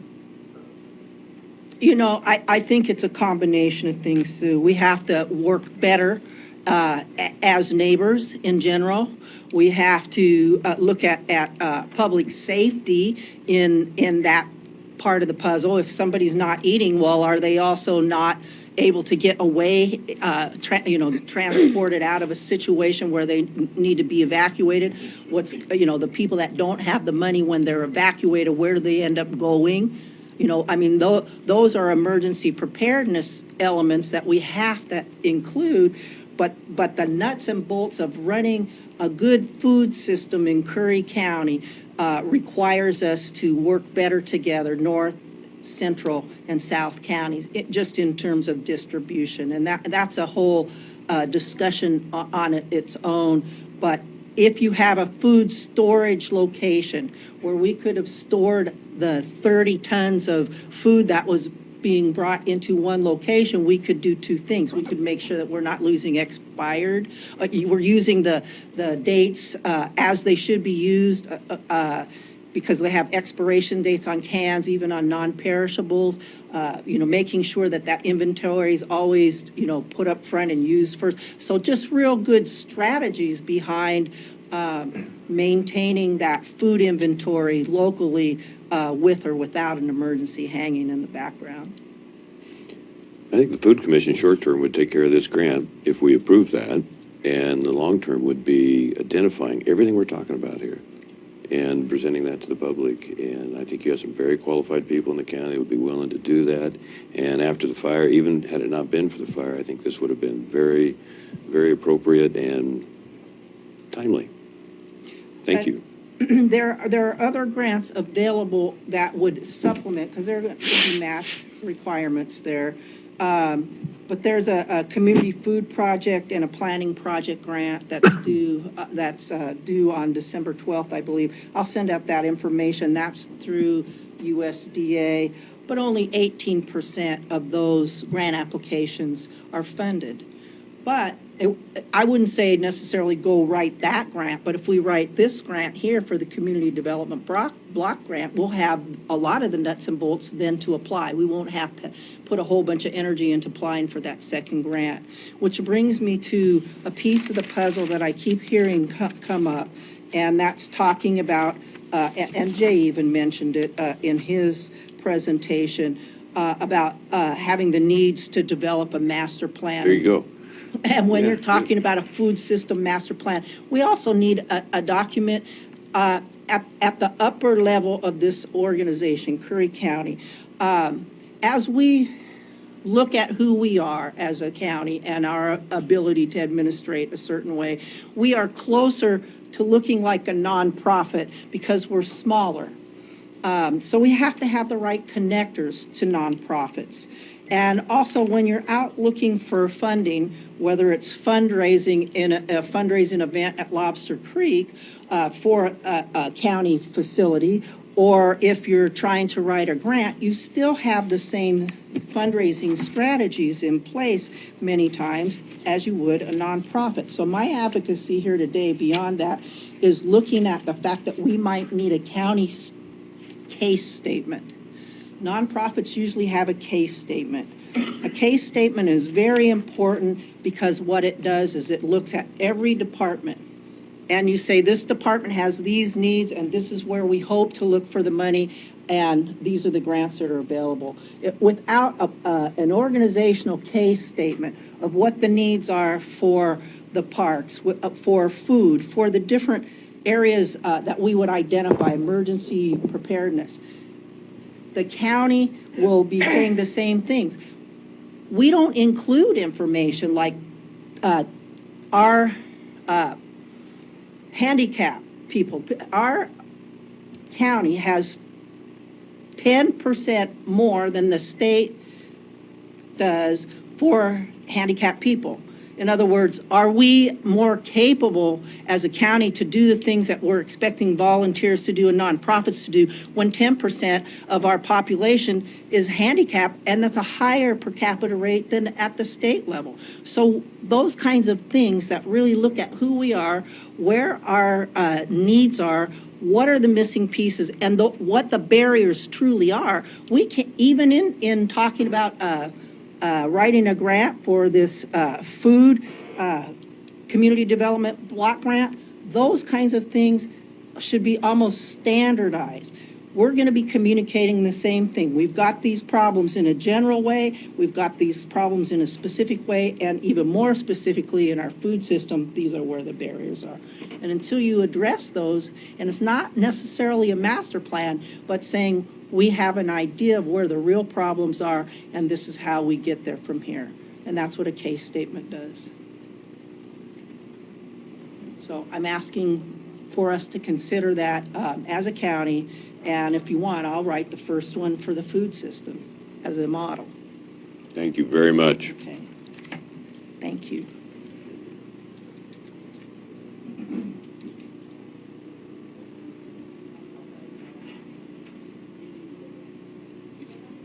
still have the floor. That's all I got, thank you. I'm good. Mr. Chair, I excuse me. was just handed a speaker slip from John Jesuit. I don't know if that's anything the board is considering. Commissioner Gold? She's been here the whole 2 hours. Can you make it short? Yes, 3 minutes.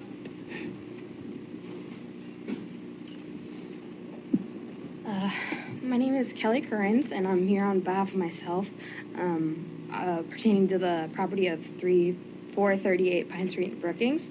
I was kind of expecting this to be more of a dialogue than a presentation, so sorry about being ill-prepared. I am looking to start a life in Brookings because I just graduated from Oregon State University with a wood science degree that brought me down to Brookings for South Coast Lumber and Pacific Wood Laminates. I'm here for the long term, mostly because they're grooming me for management, and I'm mostly just here to start a life, and because of my a small amount of college debt and the housing bubble that's in Brookings, I can only afford so much, so I was looking for a fixer-upper because due to my family support and just my overall background of, construction, that's all that's in my budget is a fixer-upper, and that is what Pine Street is. It's been vacant for quite a long time as far as the neighborhood has been mentioning, and it actually went to a sheriff auction, and then it didn't sell. This is as far as the neighborhood has mentioned, and it was actually offered to a neighbor close by as a home office for $15,000. So I've heard that the offering was pretty low, and yet it's still vacant. So I would just like to be pro of it going to another sheriff auction instead of a direct sale to another foundation or organization. So that's all I have. Welcome to Curry County. Did you have any No, I don't comments on that? have What was the address? It was 438 Pine. Pine, 438 Pine. Who's on the bottom of the chart? Yeah, properties I just listed. wanted to be sure on the. That a on the, number of people are interested in. And yes, I wish I could have graduated earlier so I could have gotten it when there was less interest. An auction might make a lot of sense then. If that's the way we're supposed to go, I don't know. And your We have last to do it name? legally. Your last? Currens, Currans. C-U-R-R, thank you. And if my dad is also, he's retired and very involved with my housing search. So if anybody has been in contact with him, Good. then he's prepared. Any other? No other comments? Thank you. Thank you for your Thank you. comments. Pardon me? Well, I guess we have had for the last 20 minutes. Okay, well, not with Kelly. Kelly, had filled the form out, but sure. I mean, we're at that point. If you want to come up, just if you would, afterwards, get a speaker slip to John Jesuit. Okay. Yeah. Sure. Since there's very few of us here. My name is Trudy Spanier. I think you want to get to the microphones, please. Yeah. My name is Trudy Spanier, and I am currently still on the Real Estate Task Force for Curry County. And I also would like to be up for consideration if you do put out a Parks Committee. I really like what Jay Trost is doing in our neighborhood, and I would like to help walk him around and discuss these things, the pickleball court and the Boys Cove 2 Park, and show him where there's creeks, show him where there's wetlands. I would like to be in on, I think the sale of these Boys Cove parcels on the south end of the lake go hand in hand with parks. It's kind of a melding situation. I don't know how many of these parcels have you three commissioners seen, actually gone out there and looked at. I think if you can kind of see this from the distance, this is what we were given as a real estate task force on those lots on the north end of the lake. And I think what you're going to find is that most of these lots that you have gotten back in foreclosure were purchased and couldn't get septic approval because it's wet all winter long. We've got our water table in one place on my property, which is right next to some of these. I found water at 14 feet. Wow. Most of the lots here, I am fortunate, I have a hill that reaches from 32 to 52 feet. But right on the other side of that, it drops off, and that's what you're considering here as being viable sale property, a lot of it. And there's a permanent creek that runs through it, and all winter long, if it weren't for the sand, it would be a swamp. And you can see, this is what lists the parcels, but this is what lists the percentage grade. And the purple here is 0 to 20% grade. And this is 0 to 15%, all here in the blue. And it's not black and white. When you see it in your graph on the workshop thing that we got out by email, it's easy to say, oh yeah, let's sell them. But if I could urge you to take this smartly and get rid of the little tiny ones, like here, this one, if the neighbor could get that piece of property, she could build a home. She could get septic approval. Right now, she's only got a little garage thing there. And that would put money on the books. And this other one over here, there are 3 people interested in that one. And there's another little one, my trifocals, there's another little one over in here. And those could get swept up by the adjacent owners and then expand their current ownership to something that was developable.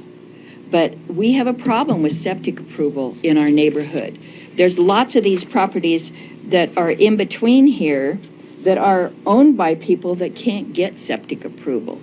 And the last time there was an auction, which was, before 2004, there were people that went in and got these tiny little parcels that were below grade, and then everybody's a cowboy in Curry County, right? Because they know that we don't have the money for enforcement.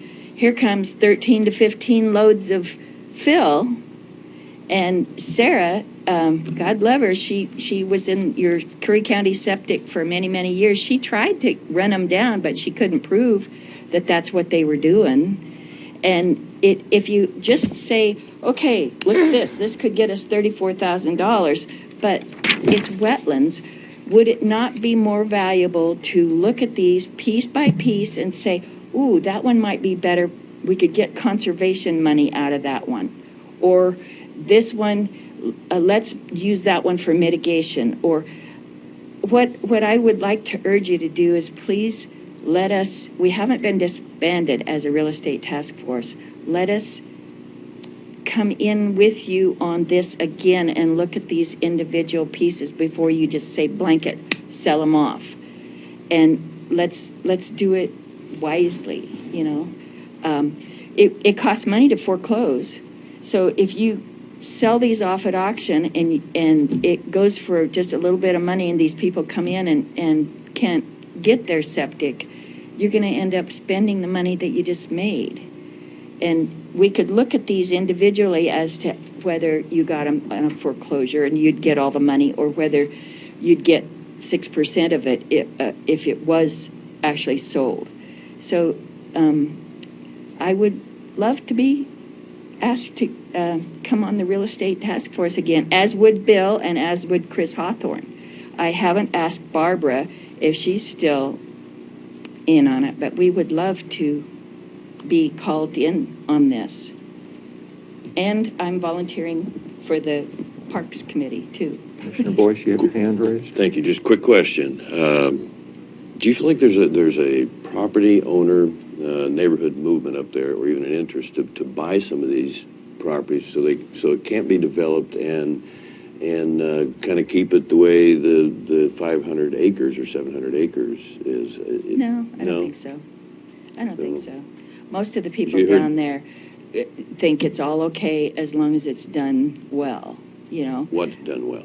That you don't get a bunch of these outside people that are gonna come in and just mow down all the timber and then let it go back for. Well, no, I'm not talking about that. I'm just talking about if some of these little county properties were developable, or if the neighborhood said, well, you know, we should just buy them because that keeps it quiet here, and the county needs the support. I just wondered if, I was just sensing that there might be a little bit of movement there for Well, some of the neighborhood. There are a couple of people that have money down there, not me. That's what I'm but- saying, kind of an eclectic deal, but I won't bore you with that. I mean, Yeah. it might be something that's possible at some point in time, but it is a sacred, quiet neighborhood. It is. And so I understand that, you know, almost anything might be met with resistance, and think so. okay, thank you. I don't think so. Everybody loves how the park is developing at the moment. Okay. I spent the day with Jay the last time I was down here. There's things that we could suggest, Sure. but I don't think it's something that they want to close out the outsiders, no. There is a consideration, however, that there is only one road in and one road out, and it's a 2-lane Willow Creek Bridge that is going to trap everybody down there, and we have an elevation of less than 30 feet, most of it. Mhm. You know, so there is a consideration for the Willow Creek Bridge in that.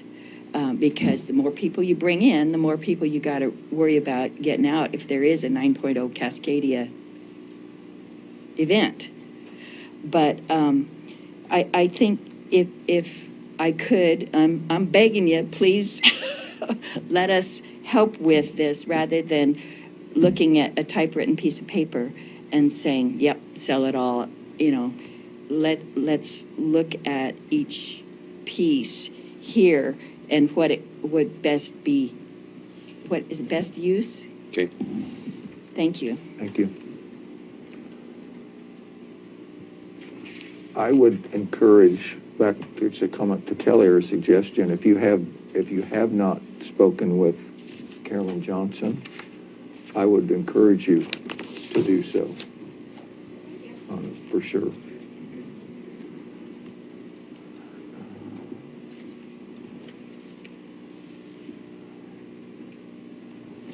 Okay, we have a executive session also. We have lunch. We're past this lunch for the John Jesuit right now.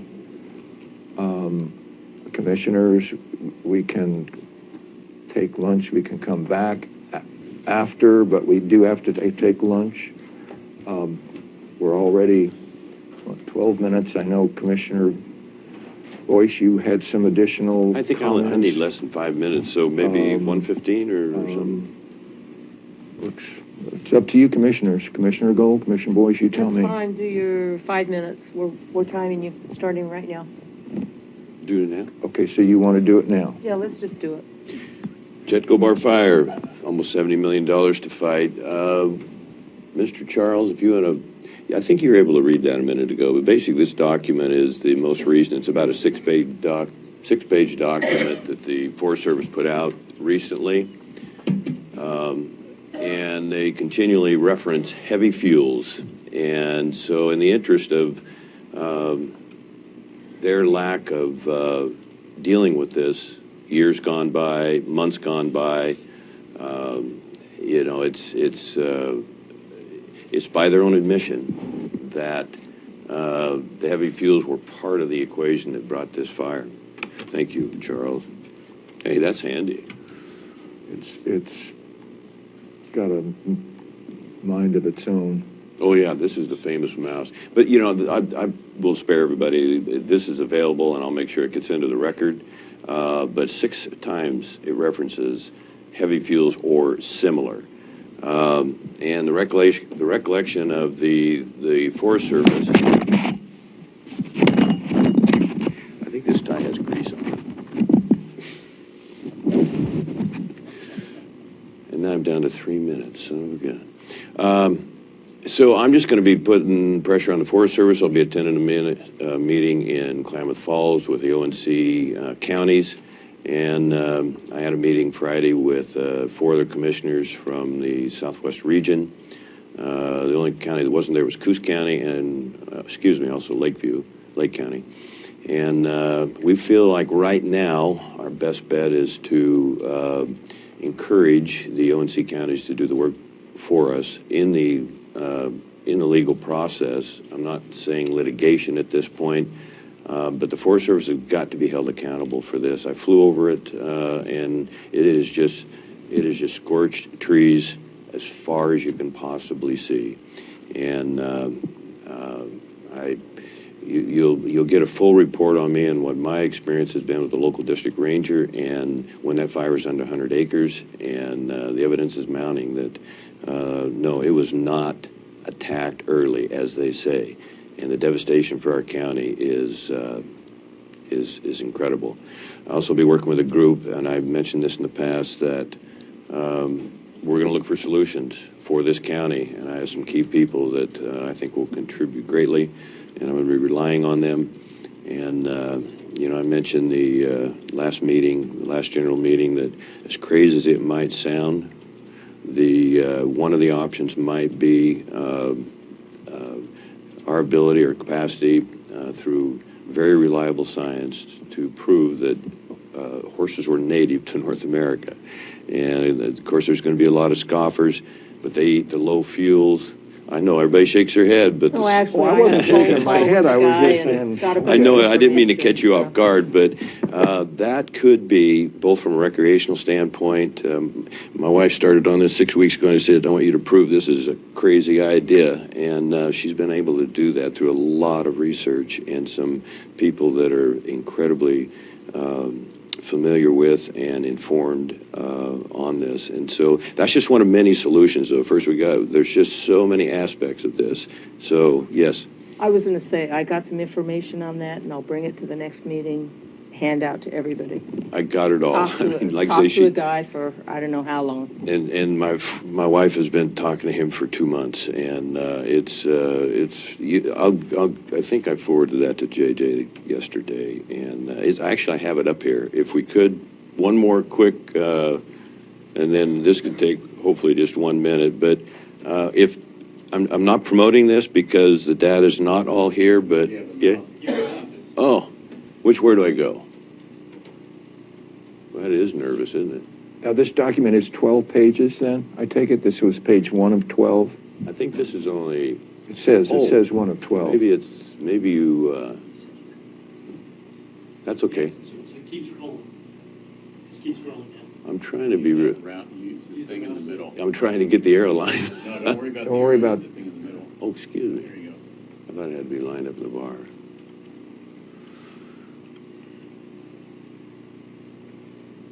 Oh, that's the same stuff I've got. I'll put it in your boxes. So, this gentleman has been working with my wife. He is trying to get it with all the counties, including Northern California. He is extremely worried about Siskiyou County through the Siskiyou Monument, which is, Secretary Zinke BLM is trying to shrink that down a little bit. But as the bottom line is, as the forests grow out of control and the mid-range fuels, this might be a possible option. And they do eat more than just grasses. I've spent hours with this guy on the phone too in the last couple of weeks, and there is some rationale behind this, and I'm